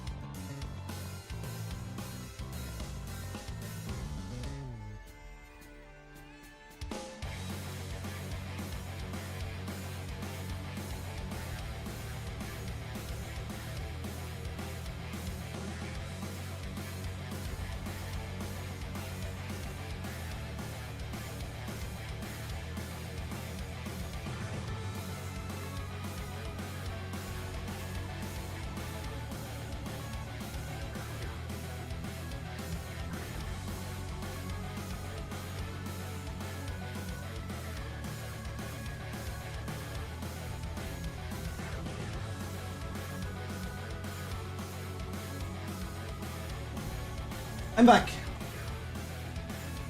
I am back. Let's see.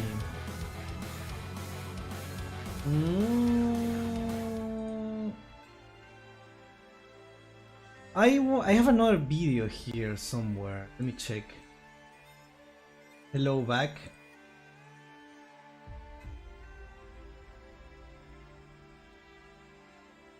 I wanted to react to the anime thing, but I feel like the anime is like didn't do well in the channel because the point is to upload everything, right? So if it's not doing well, probably not the best idea to do that.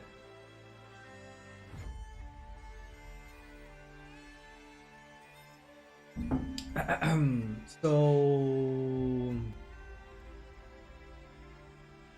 I think I have one here.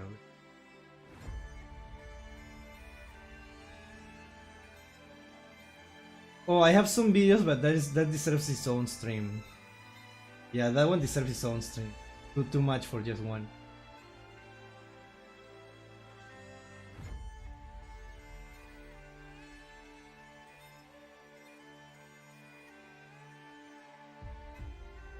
Alright, someone mentioned it. Someone mentioned this last stream.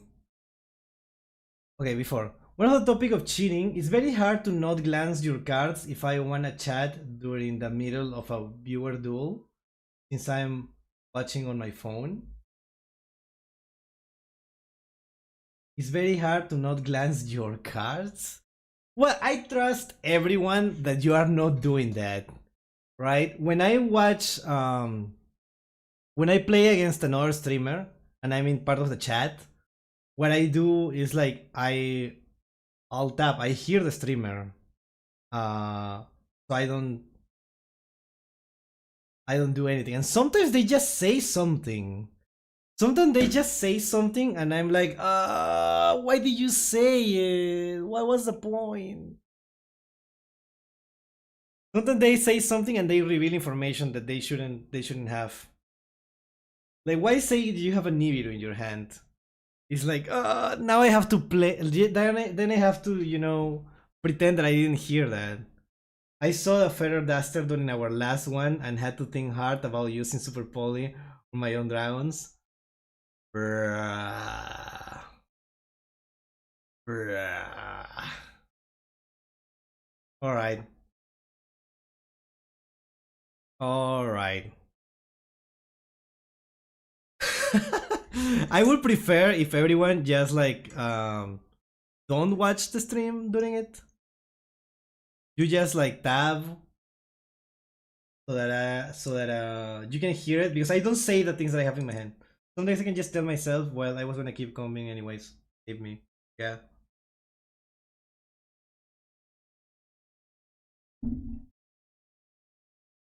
Okay.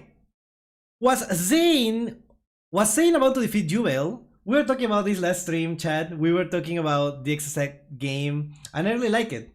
As a Cyber Dragon player, I'm really interested in this. I want to see how far it could go, because this is probably one of the most iconic duels in the whole anime.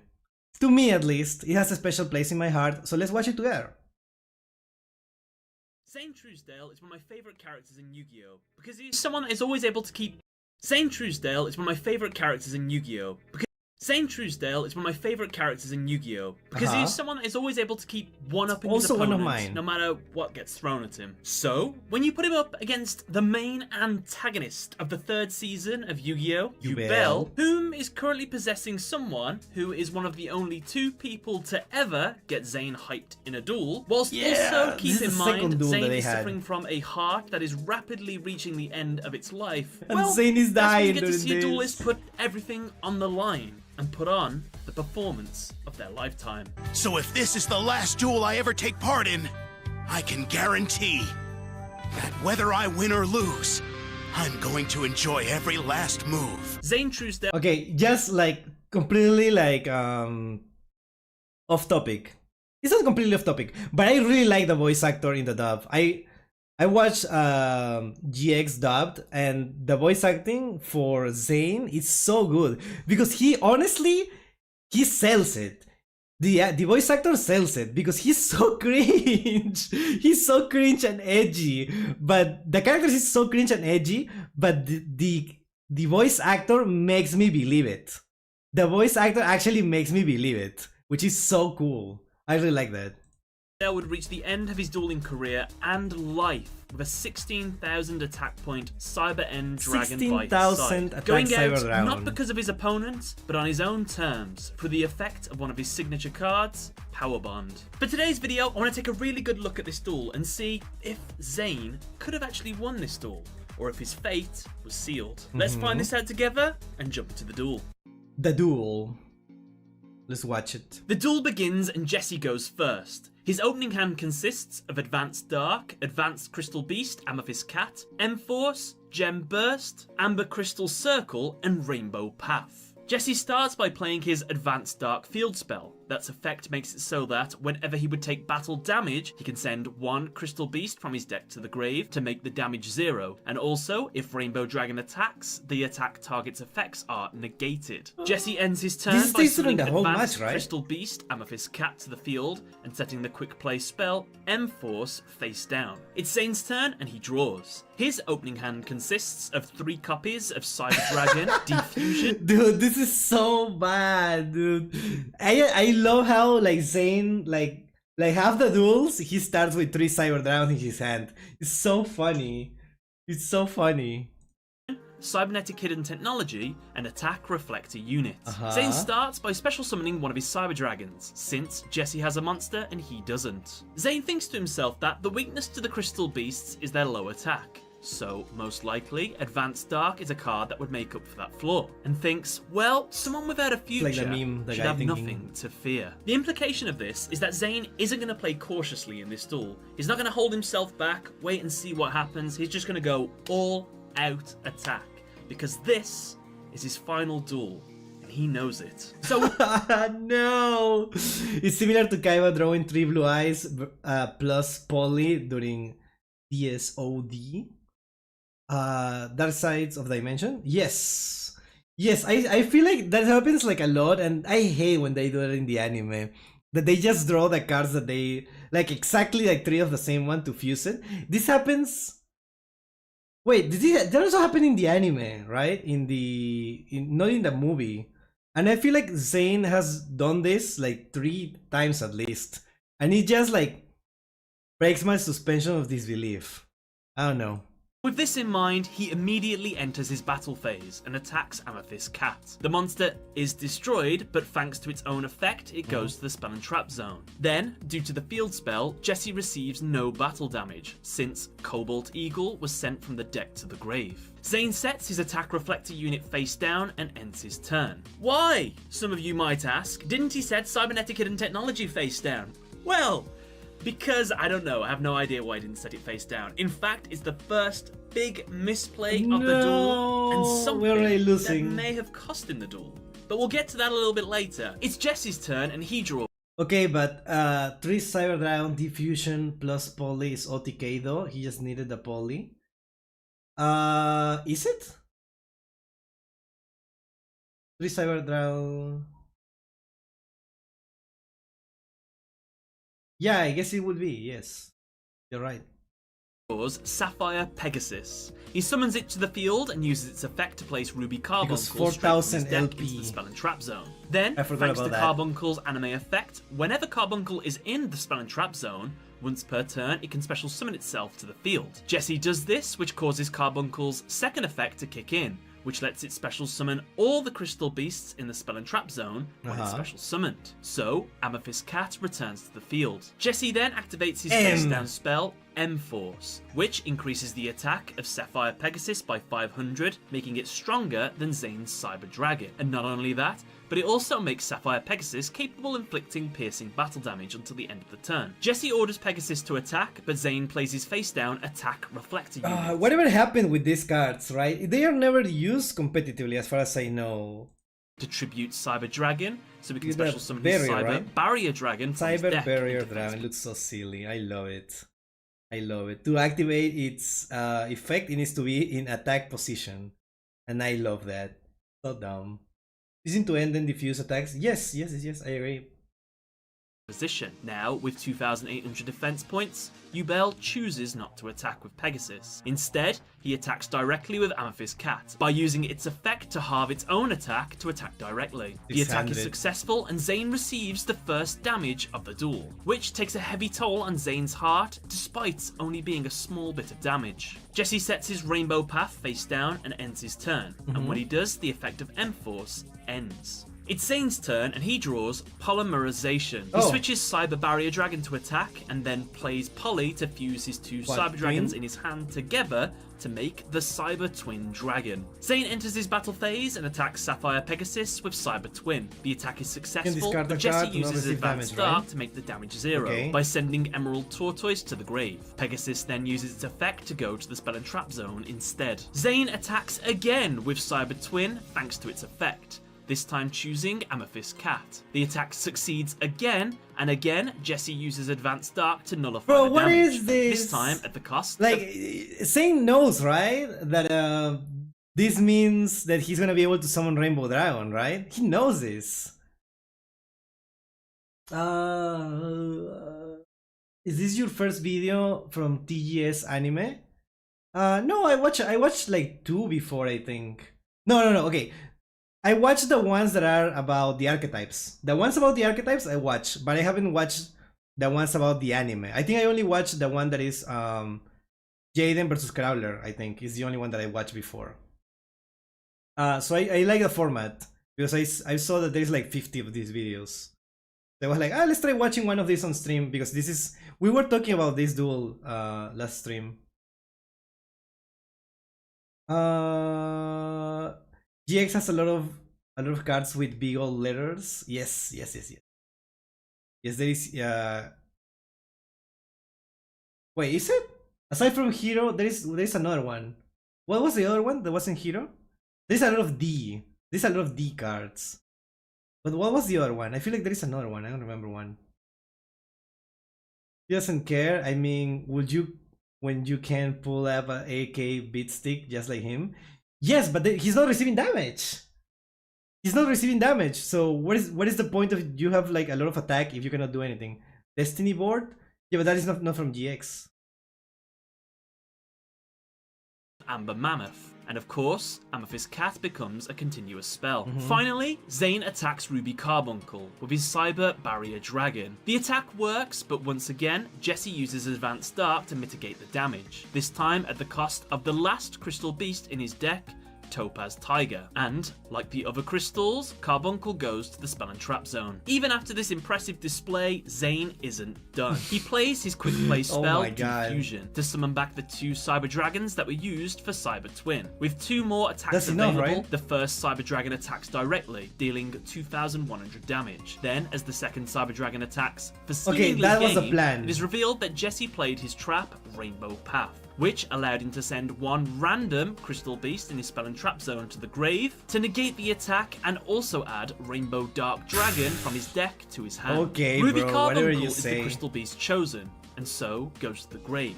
Now, with no more plays left, Zane ends his turn. At this point in the duel, Jesse has 3 cards in his hand: Rainbow Dark Dragon, Gem Burst, and Amber Crystal Circle. Zane, on the other hand, only has 1 card, which is Cybernetic Hidden Technology, he still hasn't set. It's back to Jesse, and he draws Counter Gem. Now, since there are 7 different advanced Crystal Beast monsters on the field and in the graveyard, he has all the prerequisites to summon his ultimate monster, Rainbow Dark Dragon. With this behemoth on the field, Jesse uses it to attack Zane's Cyber Barrier Dragon. However, Zane activates its effect to negate the attack. Unbeknownst to him though, Advanced Dark negates the effects of monsters whom Rainbow Dragon attacks. Barrier Dragon is destroyed, taking with it all lot of of damage of Zane's life points. And, oh boy, his heart does not like that. Jesse ends by setting Counter Gem face down. And keep in mind, Rainbow Dark Dragon can't use any of its effects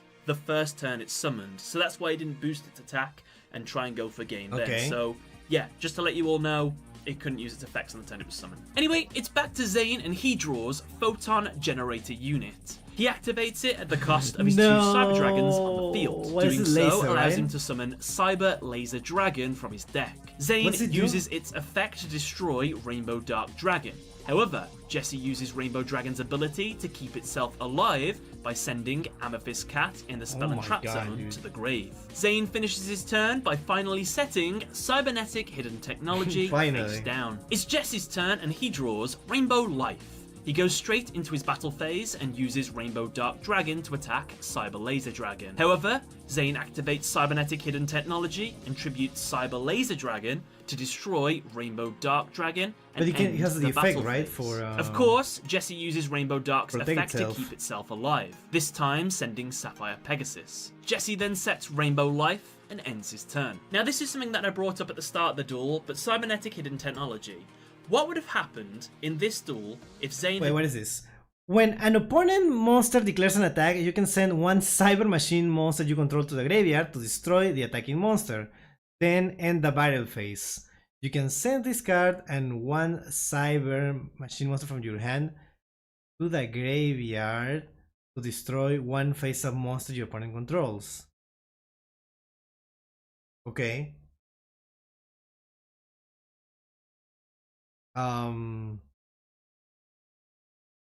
Yeah, there is no reason to not set this before, right? Had set that card on the first turn, because keep in mind, it is a continuous trap card. He could have been using this throughout the entire duel whenever he wanted to protect himself. Of course, it costs a cyber monster to use, but that's better than getting attacked into, right? Hypothetically, had Zane set Cybernetic Hidden Technology on the first turn, then realistically, he still wouldn't have activated it until Rainbow Dark Dragon attacks Cyber Barrier Dragon. As honestly, he had outs for all the other situations without needing to use this card. Yeah. However, had he used it then, he wouldn't have taken 3,800 damage. Instead, Cyber Barrier Dragon would have simply still died just to gone power to the bot. grave, and Rainbow Dark Dragon would have lost one of its 2 crystal protections. Then, next turn, Cyber Laser Dragon would have used its ability to take the last crystal protection, meaning when you fast forward to this turn, when Cyber Laser Dragon got attacked, Zane could have activated Cybernetic Hidden Technology again. However, the big difference here is that Rainbow Dark Dragon would be out of crystals for its protection, so it would have been destroyed. And if you say, knowing this, Jesse wouldn't have attacked, well, he would have had to, because if he doesn't destroy Cyber Laser Dragon, next turn, Cyber Laser Dragon will use its ability to destroy it. So he has to attack into it for itself to be destroyed and to get rid of Cyber Laser. So it would have been a completely different duel like that. Just to tell you, I actually used the series as a way for me to script duels. Oh. Hello, King John. Scripting duels seems like such a cool skill because it requires to know, to actually know the game and also know script writing. I know she's dumb, right? The scripting duels, you need to know duels and a script. But it's such different things, right? To make it actually interesting and fun, you need to know the characters and the archetypes and how to actually make it entertaining. More than writing a duel, you need to make it entertaining, but also make sense and for the actual players. I mean, when you're working on a Yu-Gi-Oh fan series, you need a script. But since we already have this one, I might as well grab one of my favorite duel analysis. Yeah. I support you, King John. Yeah. Let's keep watching. This seems better, right? Wait, we're not even half the video. I don't remember this duel being... I mean, I remember the duel being long. I feel like I remember the duel more about the aesthetic because everything is purple during it. It's such a cool scenario for this duel. This is the only duel that is there, right? It's so iconic. You instantly see... When you see one of these scenes, you instantly know that it's from that one duel. Even if you don't see the other one. A friend of mine is writing a GX thematic fanfic, and I go to write character for it. Oh, nice. A fanfic with duels? That's crazy. The misplay at the start.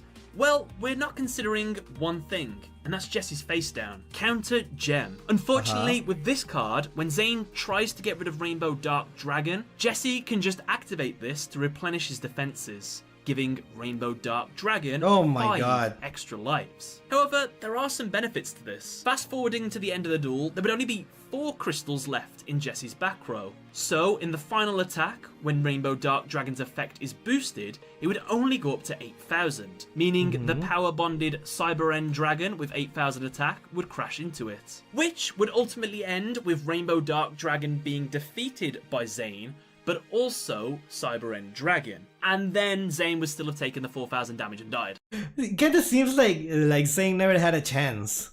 That's so weird. That is so weird because it looked pretty even to me. I don't know. King John, I'm gonna call you John. John, we have a Discord here where you can submit your suggestions for reactions. Yes. So that's to have it like organized because otherwise I will lose the messages in there. But thank you, I appreciate it. We have a problem of it not being purified but destroyed. Remember, Jaden had to use Rainbow Neos to purify it. That is true. That is true. That is something like outside the actual like game itself, right? It's about friendship and stuff. It's about the magic thing. Yeah. And that's where this hypothetical unfortunately ends. It would have changed the ending ever so slightly, but Zane would have still lost. So cybernetic hidden technology, unfortunately, you were not Zane's win condition. Unlucky. Getting back to the duel, and it's Zane's turn. And he has absolutely nothing, which Yubel reminds him of. No monsters, no spells or traps, no defense. Even your hand is empty. Anyway, he destiny draws and gets Cyber Valley, which he summons to the field. He activates its second effect that allows it to remove both itself and one other card the duelist owns from play to draw 2 new cards, which are Overload Fusion and Dimension Explosion. Zane immediately activates Overload Fusion, which in the anime lets him banish monsters from his grave to summon any machine type. I was like, 2 Overload Fusion options here. Cyber End Dragon or Chimera Tech Over Dragon. If he summons either one Wait, of you these... cannot summon Cyber End Dragon because he has to be Dark type, right? It's different, right? The effect is different, right? Hold on. And Dimension Explosion. Zane immediately activates Overload Fusion, which in the anime lets him banish monsters Okay. It's different in the anime. Okay, cool. From his grave to summon any machine type fusion. He has 2 options here. Cyber End Dragon or Chimera Tech Over Dragon. If he summons either one of these, he's going to have a monster with 4,000 attack, which unfortunately is not enough to defeat Rainbow Dark Dragon. So he chooses a third option, a new monster. Chimera Tech Fortress Wait, this is the only He time that we banishes see his 3 Chimera Tech Cyber Fortress? Dragons and Cyber Laser and Cyber Barrier to summon it. Now I'm going to warn you all, Chimera Tech Fortress Dragons effect differs heavily in the anime. Basically, it has 0 attack. Different card. This is a different card in the anime than in the actual game. Drawing the required card in a tight situation in the anime series is fun enough considered as a skill from the characters. Yeah. I find that so funny because it was like, oh my god, this guy got so lucky, right? Screw this guy. But in the anime, it's like, he did it. He drew the right card. He's so cool. Yeah, because in the TCG it's a contact fusion. Yes. Its effect is, when it's summoned, you have to send all other cards you control to the grave.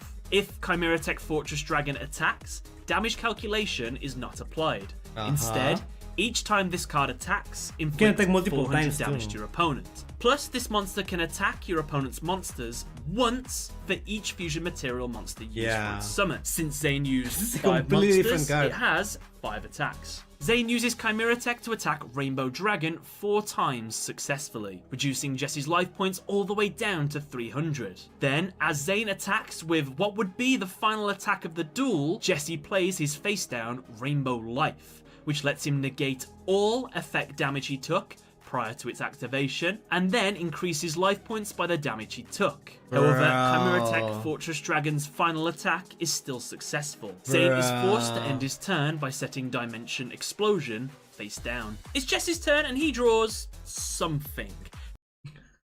Something. To be honest, if he ran DNA surgery, he would have turned Jesse's Rainbow Dragon into a machine and then use it as a fusion material.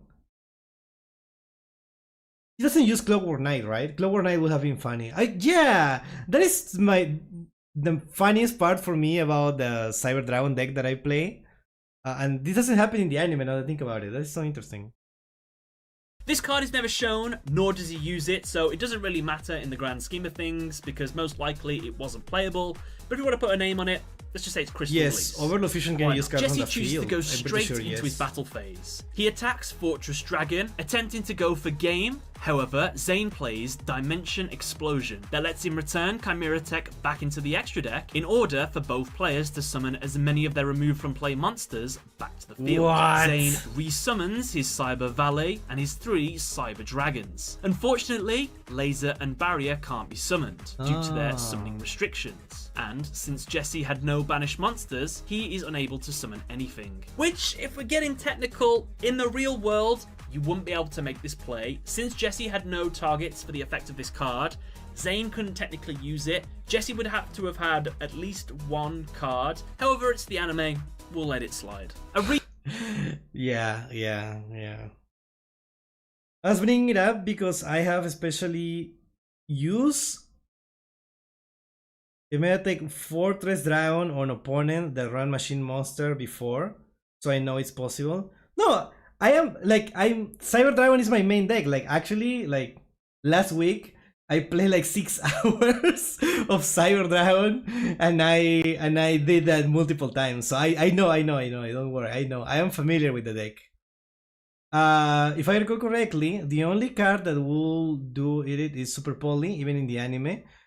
We just saw Fortress is not a contact fusion in there. Yeah, exactly. And well, they don't establish that. You're into suggestion from your reaction channel? Yes. Yeah, and what was I going to say? Oh yeah, and Super Polymerization is like a card that only Jaden uses, right?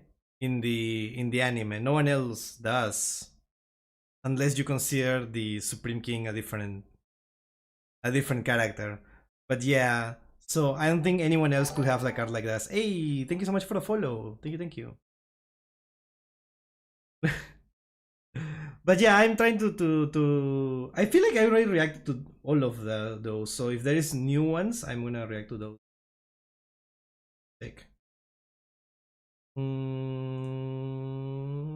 Oh yeah, there is new ones there. Okay, I'm gonna check that after this.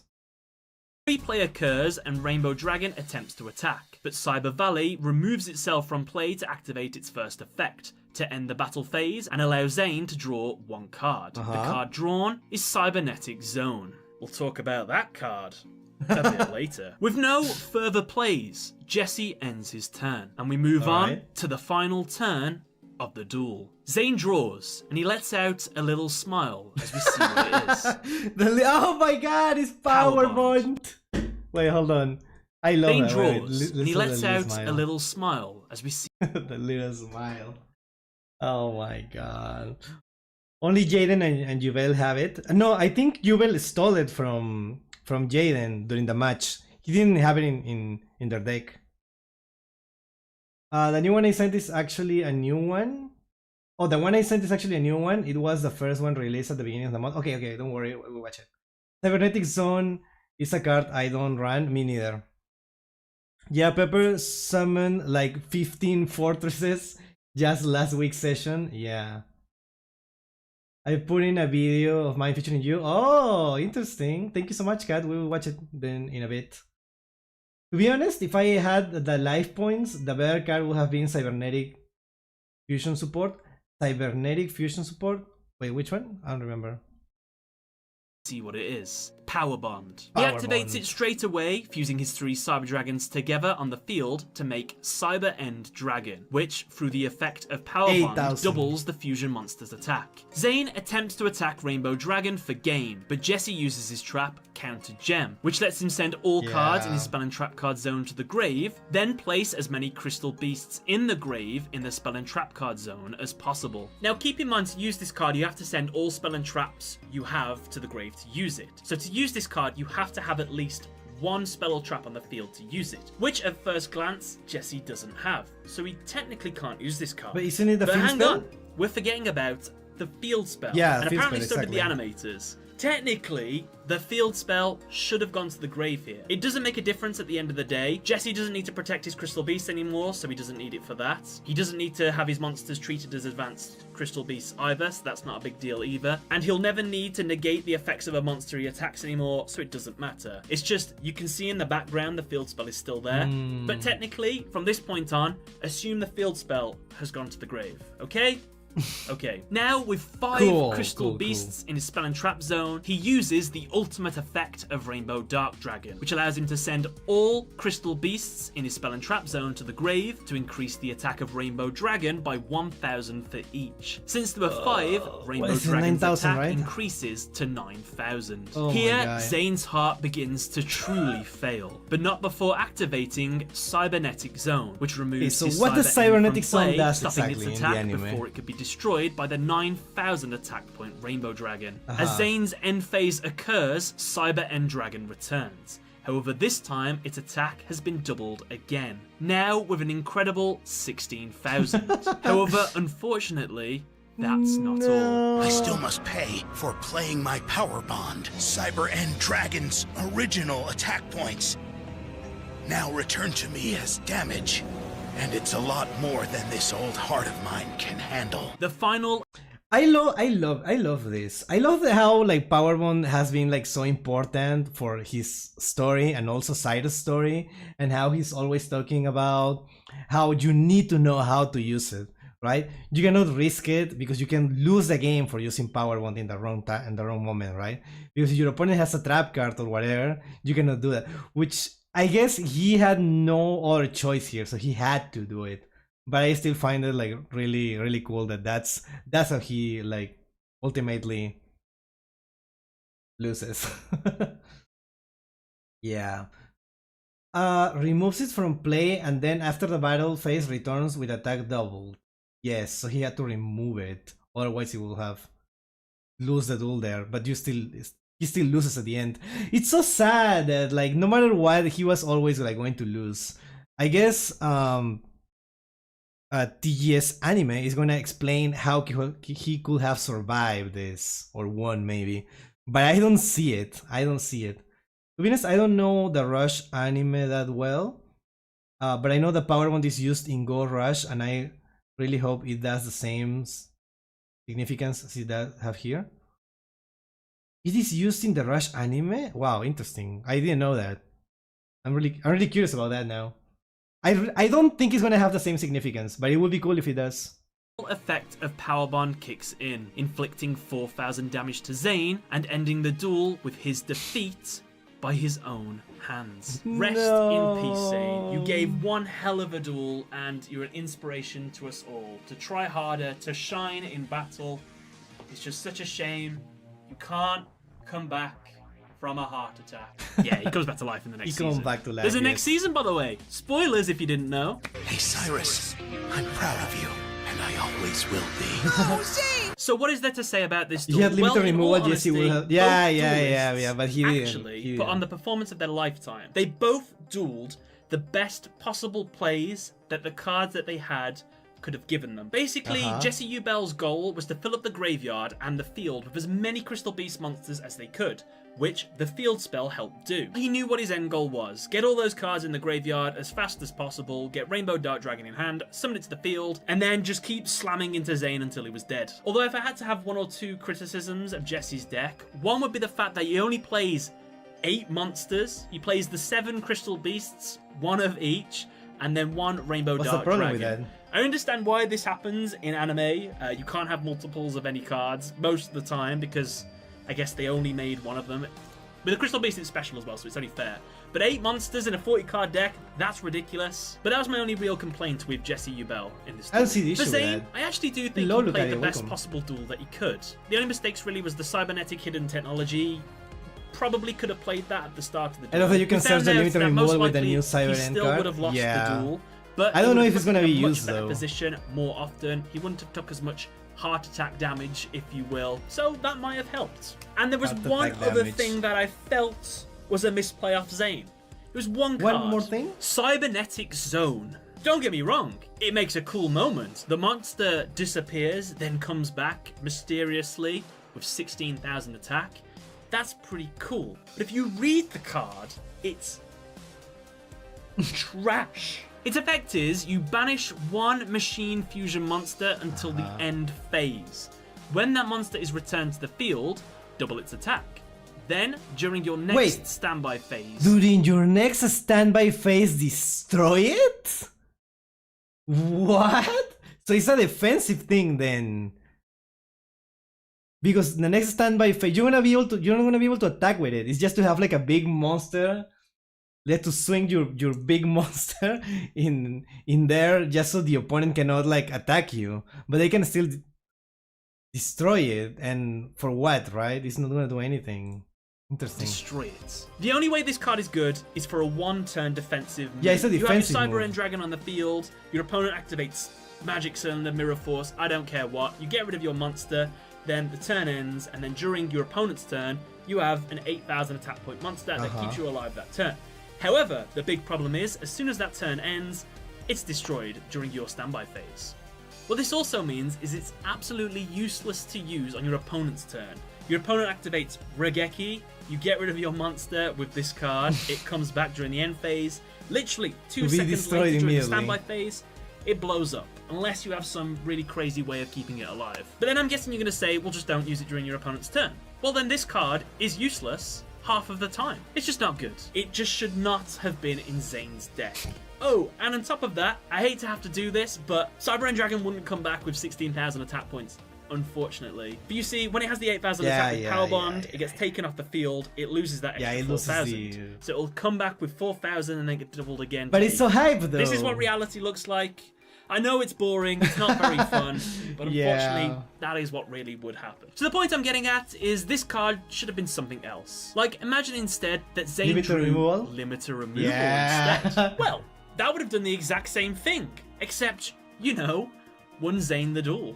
But that's just a hypothetical. Limiter removal was probably in Zane's deck, he just didn't get it. And at the end of the day, Jesse Ubel was... That's so funny. According to the rules of the anime, like the power level, power scaling or whatever, if Zane would have been a better player, he would have drawn limited removal and he would have won. But since he's not that good of a player, he just drew a bad card. That's so sad. the definitive winner of this duel, as the card Zane was given ultimately ended in his defeat. And that's okay, because the point of this duel was never really to win. It was for Zane to shine one final time before his ultimate end, and to show Ew. Jaden it's not all about winning. Plus, cool points, Yubel was physically shaken after the duel. What? And yeah, with that was a duel analysis of Zane Truesdale versus Jesse Anderson, who is possessed by Yubel. Hope you all enjoyed, and thank you for watching. Bye everyone. That was a really good video. Zane Truesdale. That was a really one of good my video. I really favorite like it. I really like it. Wait. I need like a.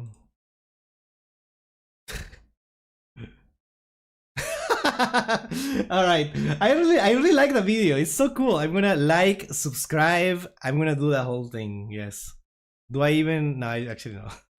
But yeah, that was a really cool video.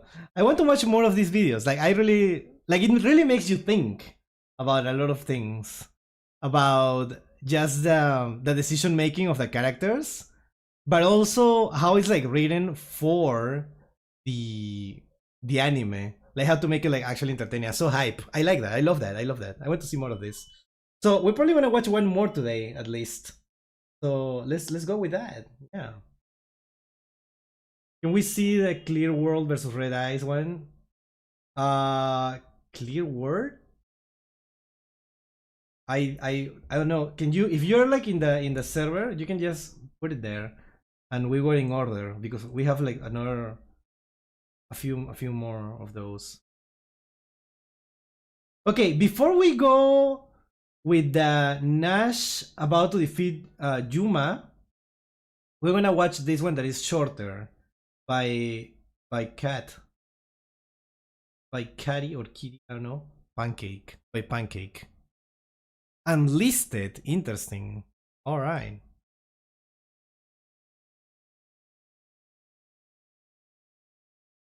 Alright. Wait, hold on. Let me turn on the light. Let me turn the lights on. Don't worry if you get to mine. You have another one coming. Okay.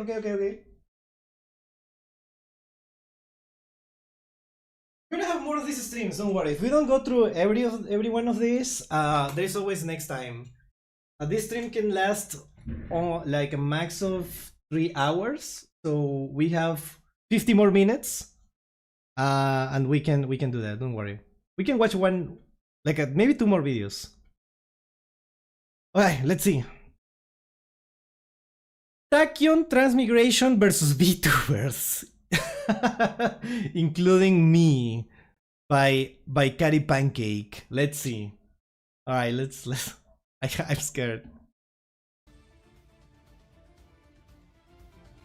I mean, here's the thing. I think my opponent has I guess that's Leo, right? Cards right now.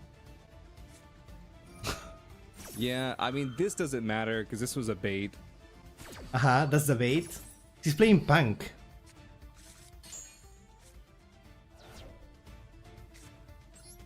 Let's do this.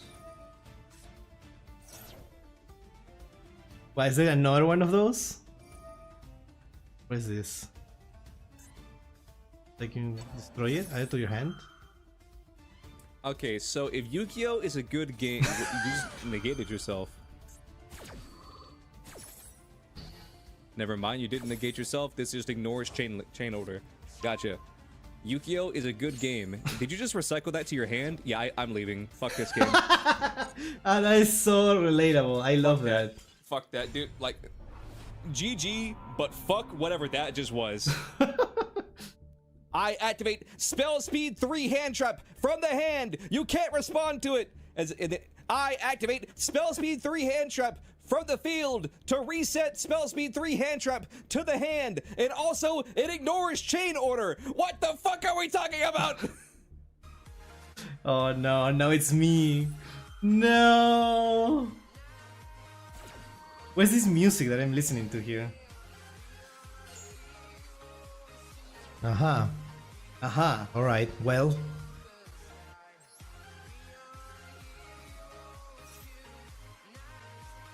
Oh my god!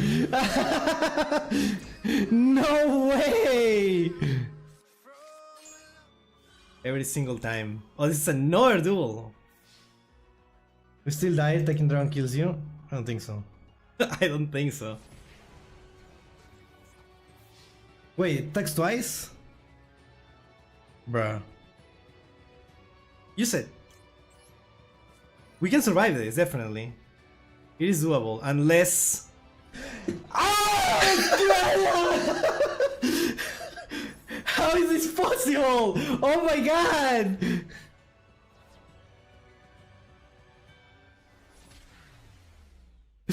Three times!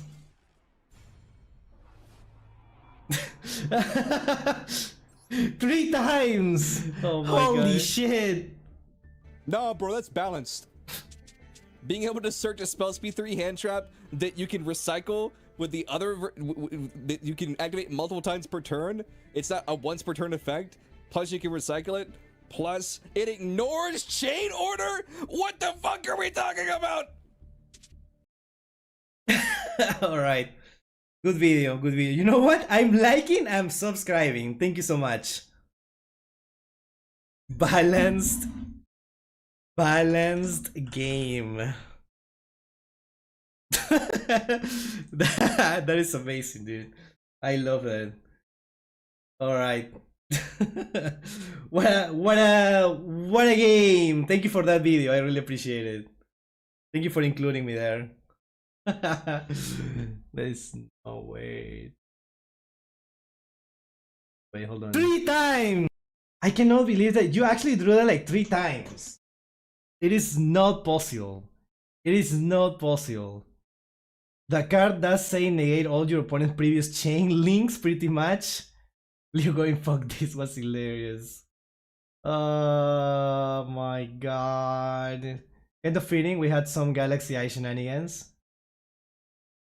Alright, let's see those. Let's see those.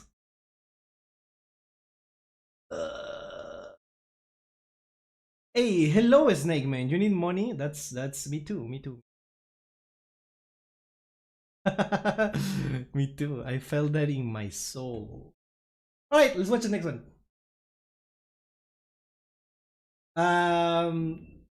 Cat, keep them coming. Those are really good videos. Alright. Oh my god, 31 minutes. Human versus Okay, Nash. I think this is gonna be the last one that we watch. That we watch today, because this is very long. But tomorrow I will be reacting to replays, viewer replays. So if you wanna see replays, you want me to see your replays, you should send them to the Discord server. I'm gonna put it here again in case anyone is missing them. I'm gonna be watching your replays. Last time we had so many cool replays. I feel like the last 2 replay streams have been really, really good. Like very different kind of replays, and I love that. And I love that. This is one of the from the final duels in the Seal series. Let's watch it. Watch it. Was Nash about to defeat Yuma? I've been told this is one of the final duels in the Seal series, which I haven't watched, so I don't know exactly how we're gonna deal with this. But I know the cards, kinda. So maybe they have different effects that I don't know. We'll see. Go. Yuma versus Nash. This is a crazy back and forth duel. I need the context culminating in Nash getting out his ultimate boss monster, Baryon Hope. That is the combined might of all 7 Baryon Emperors. Yeah, I've never seen those cards. Impressively is able to combat this insane monster with 7,000 attack and 7 different effects. Spoilers, ultimately, Yugioh wins the duel by, funnily enough, refusing to win the duel, thus making him win the duel. It'll make sense when we get to it, I want to but see this. it makes me wonder, with how powerful these 2 duelists are, with any changes to their plays, could the outcome of the duel have been different? We won't know unless we jump into the duel. Let's see. The duel begins and Nash a goes ton of first. number card shenanigans. He draws, and his opening hand consists my of favorite. Thriller Shark, Card of Ascension, Doppelganger Shark, Chaos Barrier, 100 Summon, and Duo of the 7 Emperors. Okay. Nash starts by activating his Card of Ascension. This lets him discard 1 monster in order to add a rank up magic spell from his deck. He discards Thriller Shark to add rank up magic the 7th one. Oh my god, that's a he long activates effect. it immediately. This card lets him target an over 100 number monster in his grave, field, or extra deck. If it is in the grave or the extra deck, it is summoned to the field, ignoring summoning conditions. Following this, immediately Xyz summon using that monster to summon a Chaos Xyz monster that is 1 rank higher. Nash summons his rank 4 number 101 Silent Honor Arc from his extra deck, and then ranks it up into his rank 5 Chaos number 101 Silent Honor Dark. Following this, he summons his Doppelganger Shark. When it is normally summoned, it targets a water monster he controls. This monster's name becomes that monster's. As well, it gains the ability to attack directly. Doppelganger Shark is now treated as Silent Honor Dark. Nash finishes his combo by activating Chaos Barrier. This lets him target 2 Chaos monsters he controls with the same name. Now, those monsters cannot be targeted for attacks, they can't be banished, or be destroyed by card effects. Nash sets his Duo of the 7 Emperors and 100 Summon face down, and ends his turn. That's an a very interesting impressive first turn from Nash. Yeah. Yuma's got a lot to get over here, but I just want to mention this real quickly. Nash uses a lot of extra deck monsters in this duel, so I think it's only fair that I reveal everything that is in his extra deck that we know of right now. So, this is Nash's extra deck. His extra deck consists of Black Ray Lancer, Submersible Carrier Aero Shark, number 73 Abyss Splash, number C73 Abyss Super Splash, number 101 Silent Honor Arc, number C101 Silent Honor Dark, number C102 Archfiend Seraph, number C103 Yeah, I'm not reading all these Ragnar cards, there is Infinity, no way. number C104 Umbral Horror Masquerade, number C105 Battling Boxer Comet Cestus, number C106 Giant Red Hand, number C107 Neo Galaxy Eyes Tachyon Dragon, and Chaos Xyz Barry and Hope. Assuming anime characters obey the 15 card extra deck limits, we have 2 missing extra deck monsters here. Most likely they are non-chaos forms of some of the chaos monsters he has, or a card he used earlier in the show. So I'll ask all of you, All these card what effects 2 are used Xyz at certain monsters would points. Nash Can't have wait. as his final 2 slots? Let me know in the comment section below. So with that in mind, we know what he can and can't get into. We know if he should have gone into some other things, but let's see how it goes. It's Yuma's turn, and he draws. His opening hand consists Gagaga. of Gagaga Magician, Gagaga Gardener, Gagaga Caesar, Gagaga Clerk, Buzz 7. Wait. Does this guy actually like plays Gagaga cards?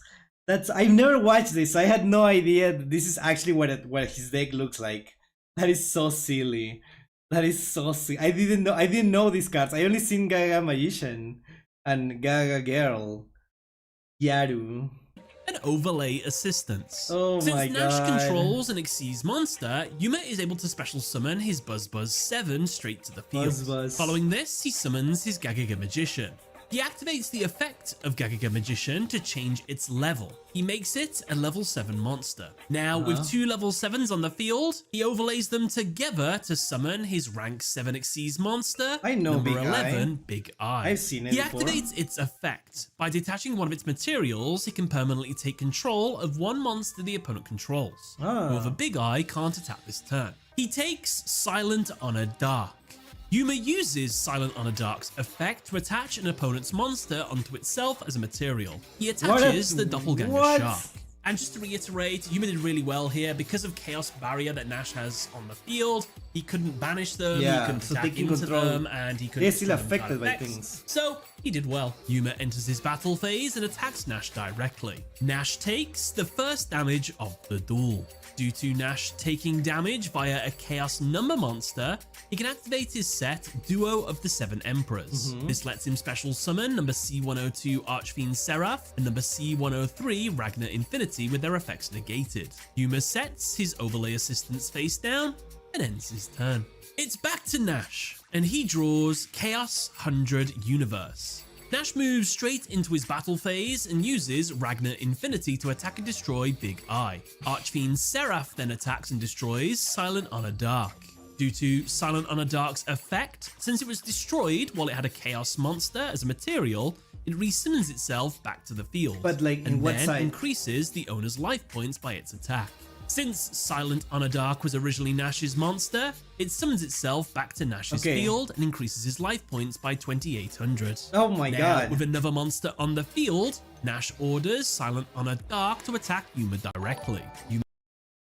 James Leonard, thank you so much for the follow. Thank you. Chaos number 100, one has the effect, basically it returns back to Nash. Yeah. Oh, okay, so I don't know, it feels like very like one-sided. It was like the first turn was so good, the second turn was also good.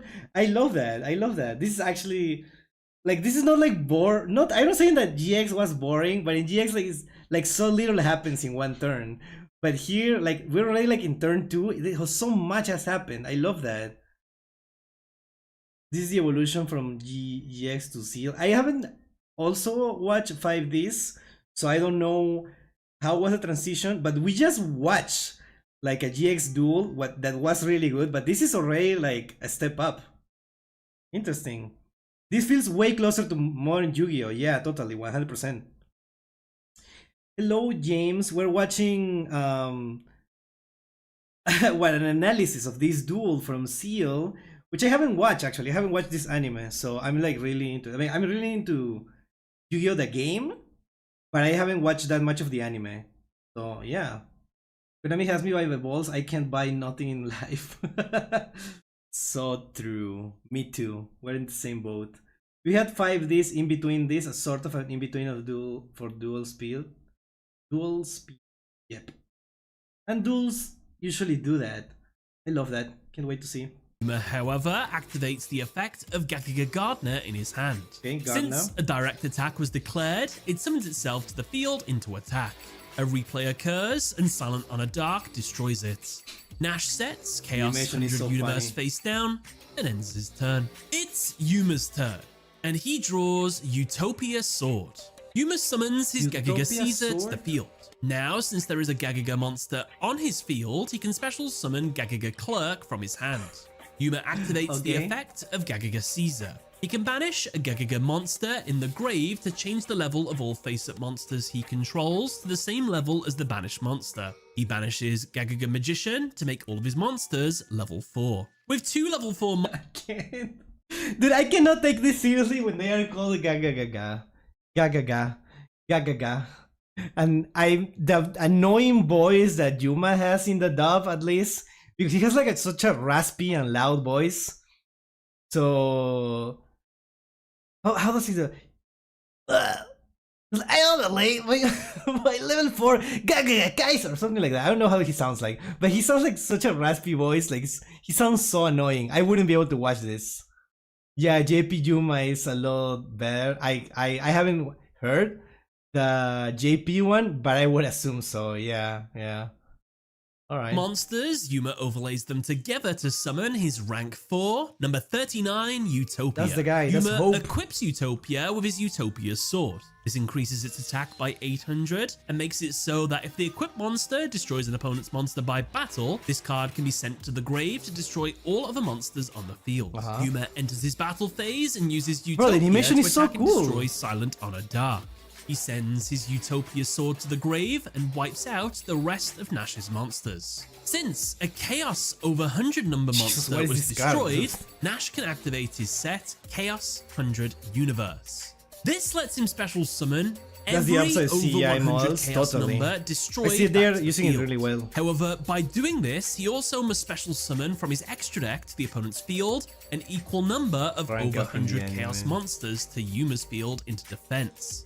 However, every monster summoned by this effect has its effects negated.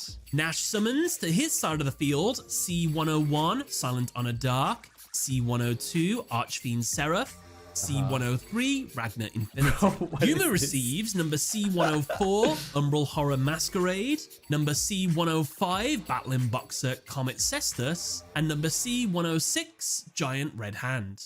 Yuma ends his turn.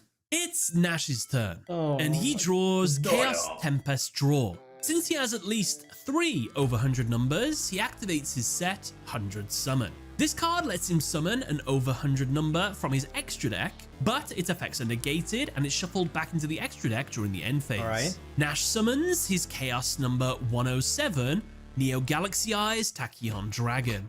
With this play, all 7 Baryon Emperor monsters are on the field at the same time. Nash moves into his ultimate play. Using the effect of his Chaos Xyz Baryon Hope in his extra deck, it makes all over 100 number monsters on the field be treated as level 7 monsters. By doing this, he can use all of them as Xyz Oh my materials. god! He overlays all 7 on both sides of the field to summon his rank 7 King of Chaos Dreams? Xyz Baryon Hope. Its effect is it gains 1000 attack for each of its overlay materials. With 7, it gains 7000 attack. Its other effect is, quick effect, you can target 1 Xyz material on this card, use one of its effects by either detaching a material or paying 400 life points. The caveats though are you can only choose effects that require the detaching of an Xyz material, and the material can't be chosen again with this effect for the rest of this turn. Essentially, this monster has 7 different effects, and it's crazy strong. And it's also worth mentioning now, Nash will only ever pay 400 life points to use this monster's effect, because all the Baryons are gone now. These are all representations of the Baryons, so he doesn't want to send them to the graveyard. So he's always going to choose to do life point damage instead of sending them to the grave. Would this have changed the outcome of the duel if he did sort of just do a bit of both? No, not really. Life points don't matter too much towards the end of the duel, so it's kind of fine. Yuma. I wonder why. I wonder why the life points don't matter at the end of the duel. So funny. Yes, this is like a meta tech situation. You can use both sides of the field. Yeah, that's what I saw. Pretty much you can use all the effects of all numbers from 101 to 107. Each once per turn. Oh, 7 effects is crazy, dude. The way the monsters are on the field are very symbolic. Yeah, I can tell that those 7 monsters are important for the story. I don't know how, I haven't watched the anime, but I can tell that it was very significant. In response to seeing this monster be summoned, activates his set Overlay Assistance. This card can only be activated when an Xyz monster was summoned to the opponent's field, while Yuma has no cards in his hand. He can now draw 1 card for each Xyz material attached to an opponent's monster. That is so convenient. Since there are 7, Yuma draws 7 new cards. That is so he gets convenient, dude. Ant Barrier, Gagaga Guardian, Nitwit Outwit, Weaker Overlay, Damaged Reactor, Overlay Reborn, and Rainbow Karibo. Right, here is where Nash is about to absolutely pop off and just bombard Yuma by abilities. So are you all ready? No. Here we go. Nash uses the effect of Barrier and Hope for the first time. He targets his Galaxy Eyes Tachyon Dragon. He pays 400 life points to use its effects. Now, all of the cards in the field have their effects negated. The field is also reset back to the state it was at the start of the turn. However, now Nash chooses what cards Yuma can activate on the field for the rest of this turn. Okay. Yuma's Overlay Assistance and Nash's 100 Summon are set back face down on the field. Now, if you wonder why Nash opened with this play, since Yuma's technically benefiting since he's getting one of his cards back, and Nash does have another monster that can reduce a monster's attack by can literally 0 manipulate and time in also the negate that effect of that monster that the reduces anime. the attack too. Why not just do that instead? He has another card he's going to use later, which wipes all spells and traps on the field, and he can draw for every spell and trap he wipes. So it's in his best interest to put as many cards in Yuma's back row as possible. He can't use them anyway, so that's why he did it. There's no misplay with this, so that's why he used it. All right. Nash uses Barry and Hope's effect for the second time. He pays 400 life points. So dramatic, This I time love he it. targets Archfiend Seraph. Archfiend Seraph's effect reduces the attack of a monster on the field to 0. He targets Utopia. Since the attack Utopia of a looks so monster was skinny, man. changed, Nash uses Barry and Hope's effect again for the 3rd time. He pays 400 life points, this time targeting Ragnar Infinity. This card's effect deals damage equal to the difference between a monster's original and current attack. If this play is successful, Yuma will lose 2,500 life points That's enough, and right? lose the duel. However, luckily, Yuma holds Ant Barrier. Ant He Barrier. activates it in hand. This card's effect is, it can be activated in the hand, and when it is, it reduces any effect damage he would take to 0. Okay. Then it switches all of Yuma's monsters into defense. Following this, while this card remains face up on the field, it can negate 1 attack per turn while it is face up on the field. Now, I can only assume Tachyon Dragon's ability to prevent cards on the field from being activated only at Nash's discretion doesn't apply to cards that are already face up on the field. It's just the activation of them, not the activation of the effects. So Okay. I don't think this is anything shenanigan wise anyway. Plus, if you wondered how can Yuma play these cards with that Galaxy Eyes Tachyon Dragon's effect in the field, he's playing them from the hand. He only has control over cards on the field, and specifically those that want to be activated, not are already activated. So there you go. Nash, for the 4th time, uses the effect. 4th time, 4 effect. Okay. In the anime, he specifically mentions that I may not be able to use that card on my field, but I can use the card in my hand. As he's so smart. So smart. At least in the English. Yeah. Okay. Effect of Barry and Hope by paying 400 life points. He targets Giant Red Hand. He uses its effects to negate Red the Hand. effects of all other face-up cards on the field. And Barrier's effect is negated. Nash, for the 5th time, uses Barry and Hope's effect by paying 400 life points. Okay. He targets Battling Boxer Comet Cestus. This effect destroys 1 monster on the field and then deals damage to the opponent equal to the destroyed monster's attack. Luckily, since Utopia had 0 attack points, Yuma takes no damage. However, Utopia is destroyed. Nash enters his battle phase and orders Barry and Hope to Oh my attack God, Yuma he's gonna directly, attack now. attempting to go for 7,000 game. However, attack. Yuma activates the effect of his Gagiga Guardian in his hand, which special summons itself to the field when a direct attack is declared. Since a monster's effect was activated, Nash activates Barry and Hope's effect for the 6th time by paying 400 life points. He targets his Umbral Horror Masquerade. This negates the activation of a monster effect and then forces the opponent to discard 1 card at random and then halve the opponent's life points. Gagiga Guardian's effect is negated. Rainbow Kuribo is randomly sent from Yuma's hand to the grave. Finally, Yuma's life points are cut in half. Barry and Hope's direct attack continues. However, now Yuma uses the effect of Rainbow Kuribo in his grave. When a direct attack is declared, this card summons itself to the field, but it's banished when it is destroyed. Rainbow Kuribo is summoned to the field and tanks the attack. It is banished upon removal. Nash moves into his... So convenient. Fun fact, we literally see Utopia getting smacked by a giant staff. Yeah, that's pretty convenient, totally. He could use it from hand as well. Oh, then it doesn't matter, I guess. His main phase 2 and activates Chaos Tempest Draw. This card can only be activated while there is a Chaos Monster and a spell or trap on the field. Now, all spells and traps on the field are destroyed, and Nash can draw 1 card for each card destroyed. Yuma's Ant Barrier and Overlay Assistance, along with Nash's 100 Summon, are destroyed. He draws 3... Alright. Hello, brother. Where are you from? Guess. Where am I from? Because of my accent, right? I know people usually hear my accent and they instantly are like, oh, where is this guy from? He could be from... I don't know. I'm curious. I like people. I always want people to guess. I'm so curious. But hello, Senku the Great. Welcome to the stream. We're watching some Yu-Gi-Oh videos today, and I just got recommended this one. I never watched the anime, so this is very interesting to see. This is actually make me want to watch the anime. I want to watch the anime now, but it's so long. It's so long. I don't know if it's worth it. I don't know if it's gonna start like this, and I will watch it in the dub because I can do other stuff while watching, because while I'm working I can have it in second monitor style. But Yuma's voice in the dub is so annoying. He sounds like a smoker, but also a kid at the same time. I don't know.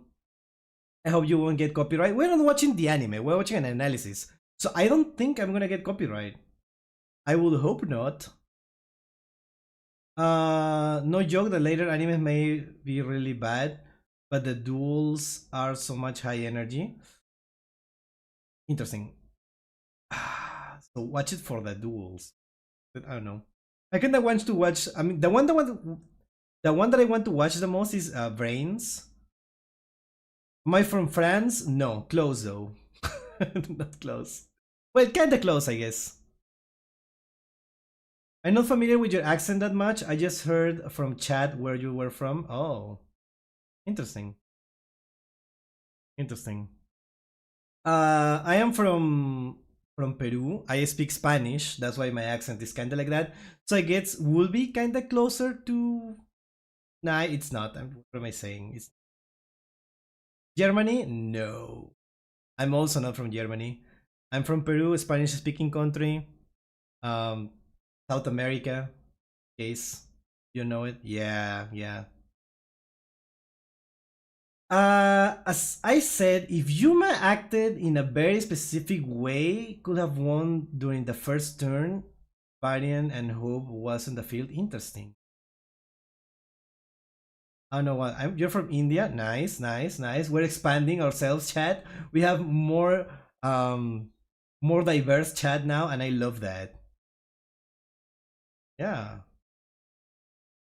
But I will let the dude himself explain it. Yeah, I'm pretty sure this is gonna be explained at some point. Let's see.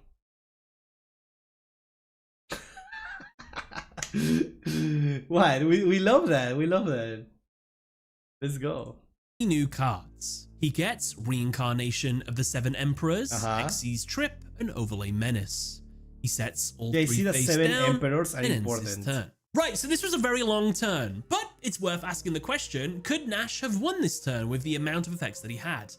Well, the answer to that question is yes. Really? But it's not a misplay. Why? Because one, you need hindsight to know this, and two, Yuma had to act in a certain way and use certain cards in a right order for this exact scenario to come about. There was a golden path, but it was very, very tough to go. Okay. How could this have happened? Well, let me explain. So the issues for Nash winning the duel are Ant Barrier, Rainbow Karibo, and Gagaga Guardian in Yuma's hand.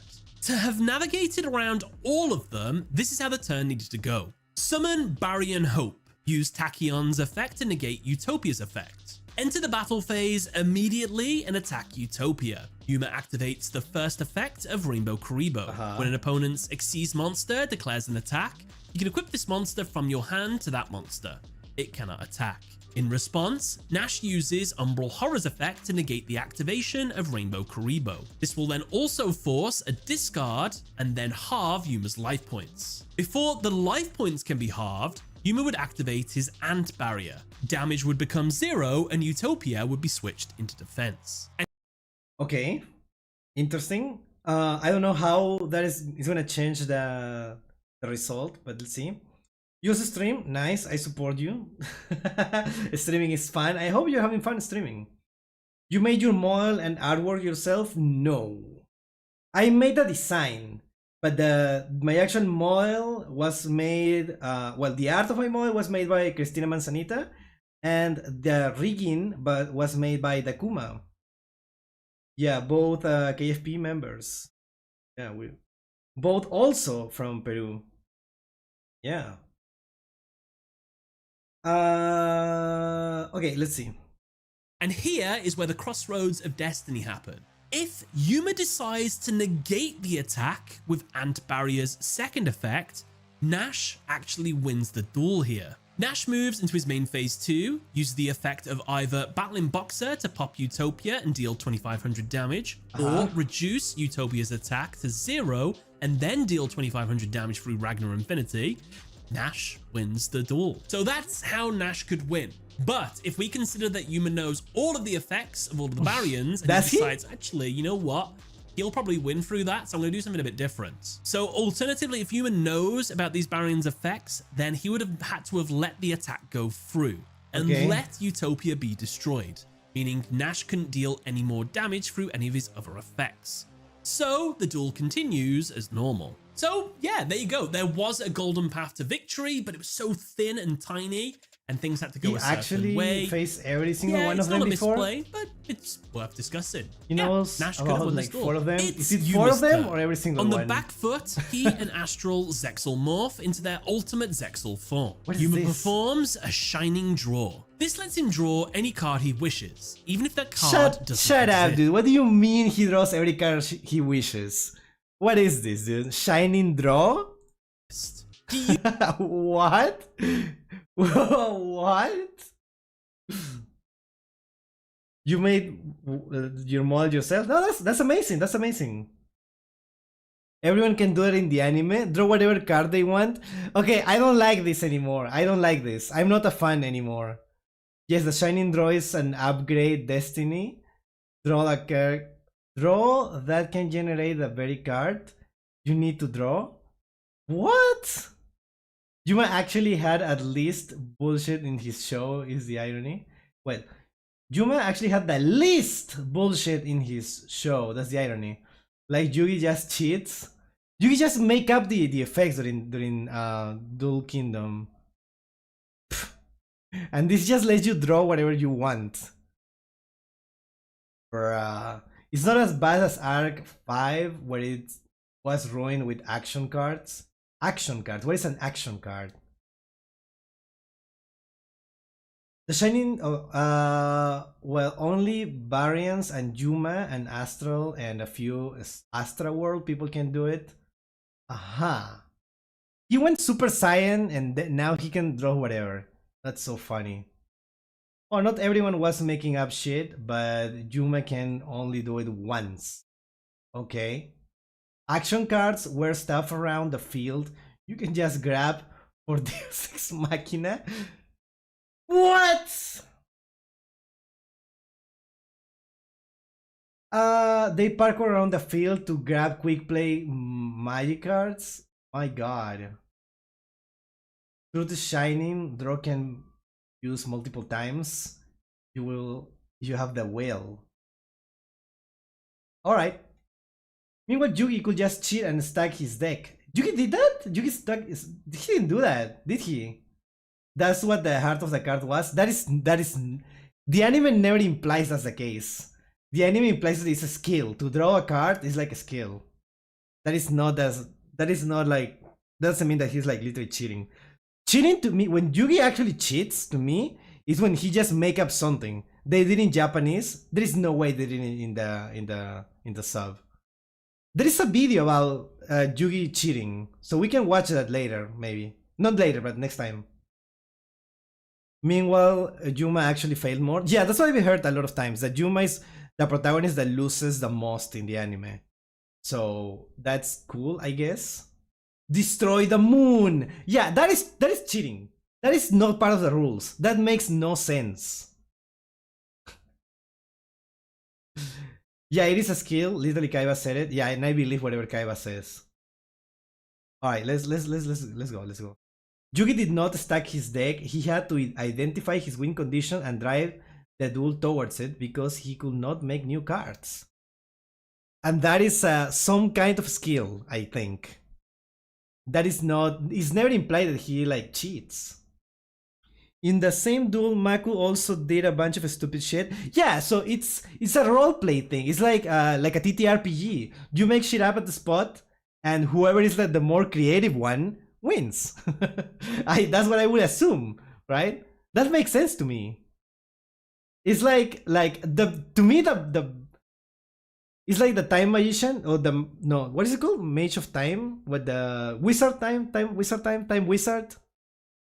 Whatever that guy is, the clock thingy. Like that he makes like the dragon, the baby dragon old, so he becomes like a big dragon. But then he does the same with the dark magician, and then the dark magician is like, oh, he's old now, he's all dying and decrepit.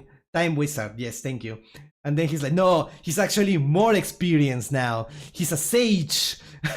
He's stronger now. Shut up, dude. What does that mean? What is that? That makes no sense.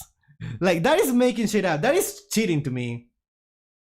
Yugi raked the joy with that is so funny. Yeah. Time Wizard was actually originally Yugi's card, is the thing. That one isn't weird. Ugh. Alright, we're going into a different topic. Let's keep watching this and maybe we can go back to that duel like in the future. Oh my god, because fun fact, the very next duel, Yuma did it without the morph.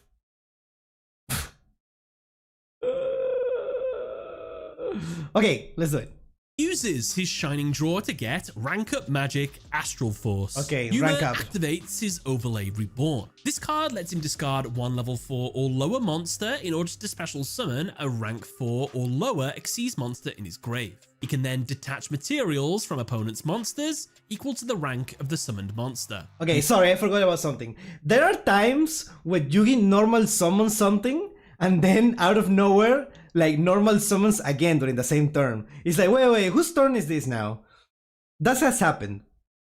I don't know if that you should count that as cheating or like the writers or animators like not explaining properly what's happening in the duel. But that is like, to me, it's more like a mistake rather than Yugi straight up cheating. If they didn't notice, you win. Yeah. There would. This wasn't generated card. Astro got this from Dead F. Elephis before he took the numero network in the duel before this. There was like 3 duels back to back in the span of 6 episodes. Oh, so there were short duels. Kinda short.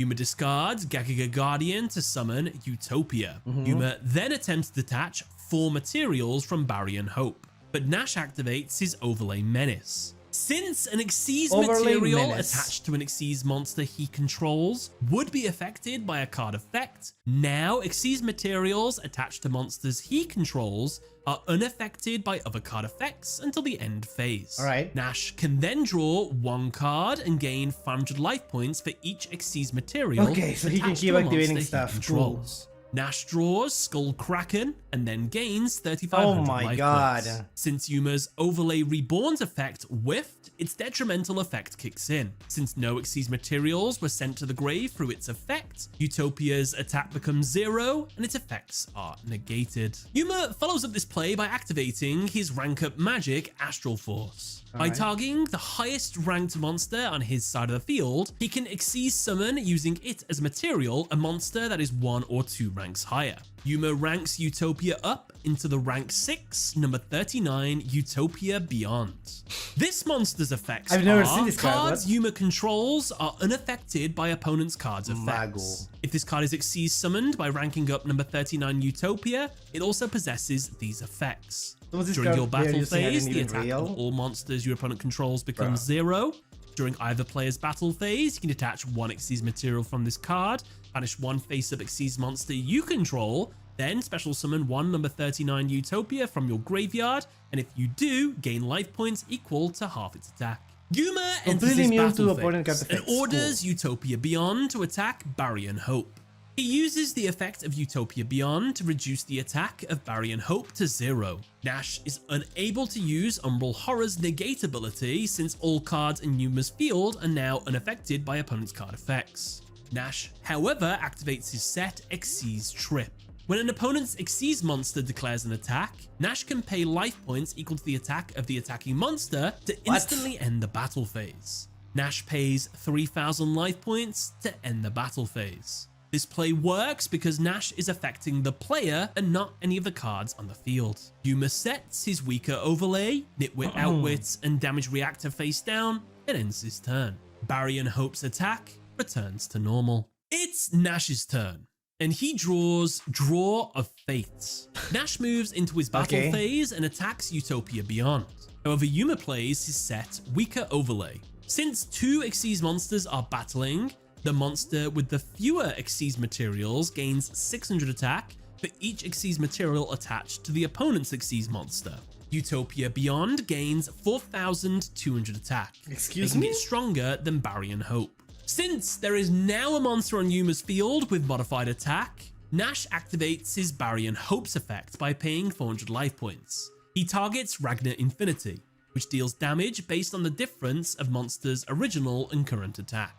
Yuma, in response, activates his set Damage that chain Reactor, link, which reduces effect damage to 0 and then increases a monster's attack on the field by 800. Ragnar Infinity's effect deals 0 damage. Utopia Beyond gains 800 attack. Barry and Hope's attack continues and is unfortunately destroyed in the battle against Utopia. However, before damage can be dealt, since an Xyz monster attached with a Chaos over 100 number was destroyed by battle, Nash can activate his set trap, Reincarnation of the 7 Emperors. Now, any battle damage taken from that battle becomes 0. The destroyed monster and all its materials are banished. Following this, a rank 3 or lower Xyz monster is special summoned to the field from the extra deck. Then, at the end of this turn's battle phase, inflict damage to the opponent equal to the attack of the monster special summoned by this effect. The 7 Chaos over 100 numbers, along with Barry and Hope, are banished. Nash summons his Black Ray Lancer. Before Yuma can take the damage from Reincarnation of the 7 Emperors effect, he activates Utopia Beyond's way better than Arc 5. Yuma banishes his own Utopia Beyond to summon Utopia. He gains half its attack as life points. Then, Reincarnation of the 7 Emperors deals 2100 damage to Yuma. The damage from the blast returns Yuma and Astral back to normal. Nash sets his Draw of Fate face down and ends his turn. It's Yuma's turn, and he draws Damage Takeover. Yuma enters his battle phase and uses Utopia to attack Black Ray Lancer. Nash, however, activates Thriller Shark's effect in the grave. By banishing it, he can negate an attack and decrease the attacking monster's attack by 500. Yuma sets his Damage Takeover face down and ends his turn. If you wondered, oh yeah, Thriller Shark, he sent that like on the first turn. Couldn't he have used that like at any other point in this duel? No, Thriller Why? Shark's effect can only be used when a fish, sea serpent, or aqua-type monster is attacked. Barrier and Hope has been on the field for the majority of this duel, and it's a warrior monster, so there was no chance of using it. And just before we get to the penultimate turn, don't forget to subscribe I already because subscribed, I but I'm make these definitely videos liking it. all the time, and if you're subscribed, you'll never miss one. I'm And if like, you're an I'm a absolute fan. legend, I'm a fan. I hit that want to be notification watching bell this. as well. It's Nash's turn, and the penultimate turn of the duel. He draws and gets We also see Exceed's an treasure. example of He multiple, activates it immediately. This card lets him shiny draw a draw? card for each Exceed's monster on the field. Since there are 2, he draws 2 new cards. He gets Big Jaws and Rebirth of the 7 Emperors. Since a normal spell was activated this turn, Big Jaws can be special summoned to the field. Alright. So Emperors. Since this guy, Nash, what exactly is Nash? Like, what exactly, who is Nash? That is a good question, Chad. Can you tell me, like, who is Nash supposed to be exactly? Like, I know Yuma is like a student, right? Yuma's a pseudo rival, but he's like a regular human main rival. He's a fish player. So he's not a Tachyon, like Galaxy Eyes or whatever player. He's a fish, like, variants are aliens. His variant form of shark. Is the reason we have shark cards. So, like, I assume that this character has like had many duels during the anime, right? And he usually plays fish, right? Sharks. And during this duel, he's playing the big boys, the seven guys. I don't remember. Mizar is the Galaxy Eyes player. Shark is the shark player. Oh, okay. Mizar is a different guy. Okay. The other 101, 107 cards were the cards of his dead homies. Yeah, okay, that makes perfect sense. That's why he's using warriors now instead of fish. But the fishes are still there. It's not the main part of the duel, but they are still part of the deck. Cool. He was playing the chaos stuff because of the aliens that gave him that drip. Perfect. Amazing. Alright. Normal spell was activated this turn. Big Jaws can be special summoned to the field. Following this, Nash normal summons his Skull Kraken. Mizar is my favorite character of all time.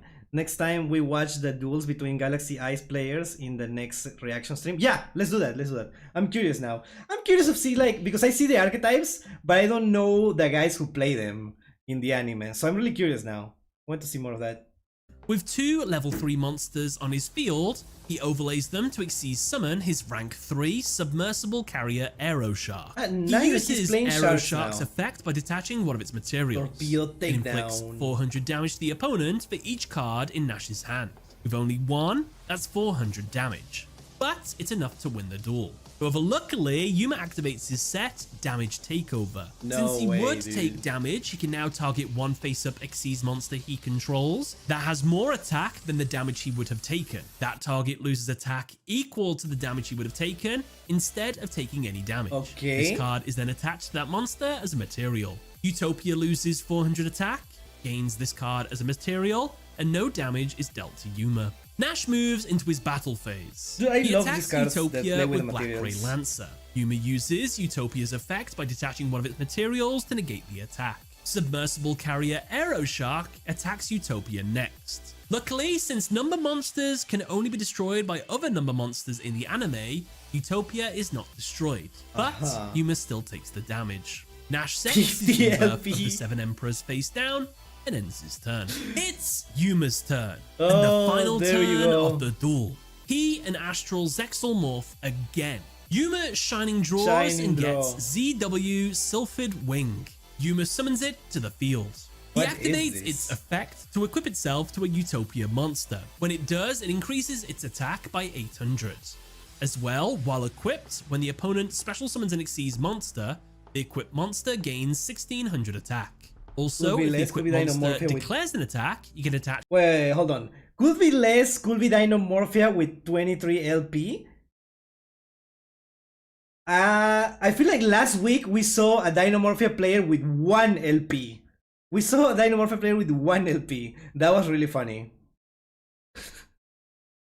Number most OP in the anime, I can tell. This card to it as an Xyz material. Yuma enters his battle phase and attacks Aero Shark. Nash, however, activates his set, Rebirth of the Seven Emperors. This card can only be activated when a face-up Xyz monster Nash controls is targeted for an attack. Nash must now tribute all Xyz monsters he controls, but then he can special summon one Xyz monster that is banished by the effect of reincarnation of the Seven Emperors. He can then attach a number of banished over 100 number monsters to that monster as Xyz materials, equal to the number of Xyz monsters tributed at the activation of this card, +1. The summon monster cannot activate any of its effects that are activated by detaching its own Xyz materials. As well, at the end of this turn's battle phase, each player takes 300 damage for each card in their hand. And so, Nash tributes all of his Xyz monsters and summons the monster he banished through reincarnation of the Seven Emperors, Barry and Hope. Since 2 Xyz monsters were tributed, Nash can attach 2... Alright, I like the name variant, the King of Dreams, way more than Hope. 2 of his over 100 number monsters to it, along with 1 extra. He attaches Silent Honor Dark, Archfiend Seraph, and Ragnar Infinity. Barry and Hope's attack becomes 3000. Now, since an Xyz monster was summoned to the field, the second effect of Sylphid Wing activates, increasing the attack of Utopia by 1600. A replay occurs, since the number of monsters on the field had changed. Utopia's name Yuma is Hope. attacks Yes, Barry and Hope. Nash, in response, activates his final set card on the field, Draw of Fate. This card negates an attack and then allows each player to draw a card. The catch is that if a player does not use the card drawn by the end of the turn, they will automatically lose the duel. The frame break Utopia has the effect that says only number monsters can be destroyed in battle as an homage to the anime. That's so cool. That's so cool. Yeah, I remember someone telling me that, and that is so cool. They should never print this card. Definitely not. And Nash put all of their strength Here we into come, a final Shark. draw. Yuma Shining draws and gets Double or Nothing. Nash Double or Chaos nothing. draws and gets Glory of the Seven Emperors. Yuma attempts to go for game. He activates the card he drew, Double or Nothing. Since Draw of Fate negated Utopia's attack, Double or Nothing lets the monster that had its attack negated attack again, but the attack points are doubled. With an 8000 attack, That is such a cool card. Yuma attacks Barry and Hope. If this attack is successful, he will win the duel. However, Yuma has a moment of self-reflection. He deactivates his Zexal form with Astral and believes that winning like this isn't the right way, since he doesn't want what do you mean winning like this is not the right way? What? to hurt his friends. And Shut up, dude. Yuma uses What is the this? final effect of Sylphid Wing. It attaches itself as a material to Utopia. It uses Utopia's effect now by detaching the material to negate its own attack. Since Utopia is no longer equipped with Sylphid, its attack decreases. While seemingly Yuma has thrown the duel, giving Nash a guaranteed win, that is not what's happened. Yuma has actually made the right decision, and Nash reveals why. He activates the card in his hand he drew through Card of Fate, Glory of the Seven Emperors. This card can be activated from the hand during the opponent's turn if he controls a Chaos monster. Nash can target one face-up Xyz monster he controls, and then attach all banished Chaos over 100 number monsters to that monster as Xyz materials. This turn, that target cannot be destroyed by battle. Also, your opponent takes any battle damage you would have taken from battles involving that target. Then, during this turn's end phase, your life points become equal to the total change in your opponent's life points after this card's resolution. I'm not listening anymore. Well, if Yuma had attacked Barry and Hope, he would have lost the duel. As Yuma's turn comes to an end, the final effect of Rebirth of the Seven Emperors activates, which deals damage for each card in each player's hand. Since neither duelist has any cards, no damage is dealt. Following this, Glory of the Seven Emperors final effect activates. Nash's life points now become equal to the total change in Yuma's life points as a result of this card being activated. Since nothing happened to Yuma's life points, Nash's life points become equal to nothing. With no life points, Nash loses the duel. Now, if you want to come in and say, wait a minute, couldn't he have just not used that card Yeah, to that's what I reveal was to thinking. Yuma? He would have lost if he would have attacked, because now his life points go down to 0. If he didn't use that, his life points would have gone down to 0. True, but 1, he would have lost 400 life points because he would have had a card in his hand. And 2, he had to activate that card because it was added through Card of Fate. If he doesn't activate it, then at the end of the turn, he automatically loses the duel. So Nash was in a rock and a hard place. The only way he would win is if Yuma attacked him. But Yuma chose friendship over victory, and friendship actually caused him to win the duel. It's a pretty cool ending to a duel. So with that, don't forget to subscribe and let me know what duel you would like to see next. Thank you all for watching. Check out one of these videos if you fancy. Catch you later. That was really cool. That was really cool. Since I really an liked Xyz it. material That's so attached to an Xyz monster, he can and Nash. That's so funny. Hold on. Wait. That is so funny. What I kind of want to. This made me want to watch the anime. This made me want to watch the anime. Yuma had a good gut feeling. Yes. That is so funny. That is so funny. Because he wants both Burn and Astral World to both survive, and him winning. This will result in Varian World being destroyed. Yeah, Nash took himself out. This is my personal favorite duel. It's a good back and forth with a lot of character moments. I feel like this is way cooler if you know the cards, right? The 7 guys. I don't remember what was it. If you know the 7 guys and how they were probably using the anime before and using their effects in this, that sounds so cool. That sounds so cool. Thank you for the suggestion. I really like this. This actually made me want to watch Zeal. So hopefully we can watch more of this. Yeah. Thank you so much. We will see more of this in the future. Totally. No, actually, I'm not kidding. We'll actually. Now, so now, huh? I remember winning a duel by stopping my own Argo Star girl from attacking to negate a dude's battle fader, and was able to win because of it. To negate battle fader? That's so funny.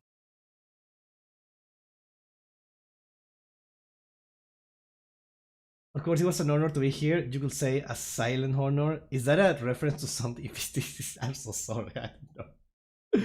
Yeah, let's watch Galaxy Eyes match next stream. My personal favorite duel. Yeah, let's do that. It's probably next Monday. If not Monday, then Tuesday. Because tomorrow we're watching some. What are you watching tomorrow?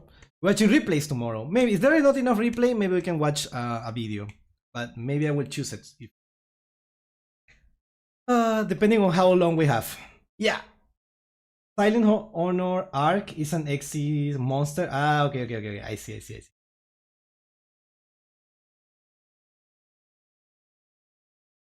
Also, we're doing remote duels. Yes, we're also doing remote duels tomorrow after the stream. So around this time, basically, probably. Alright, I'll see you guys on the other side. Rachel's out. Alright, bye, John. Bye. Thank you for coming. Thank you for explaining the cards to us. Yeah, I'll see you in... Oh, wait, hold on. Let me check if we raid or not. Actually, I'm ending it here. No, I'm ending it here. Bye. Thank you for coming. Thank you. Bye.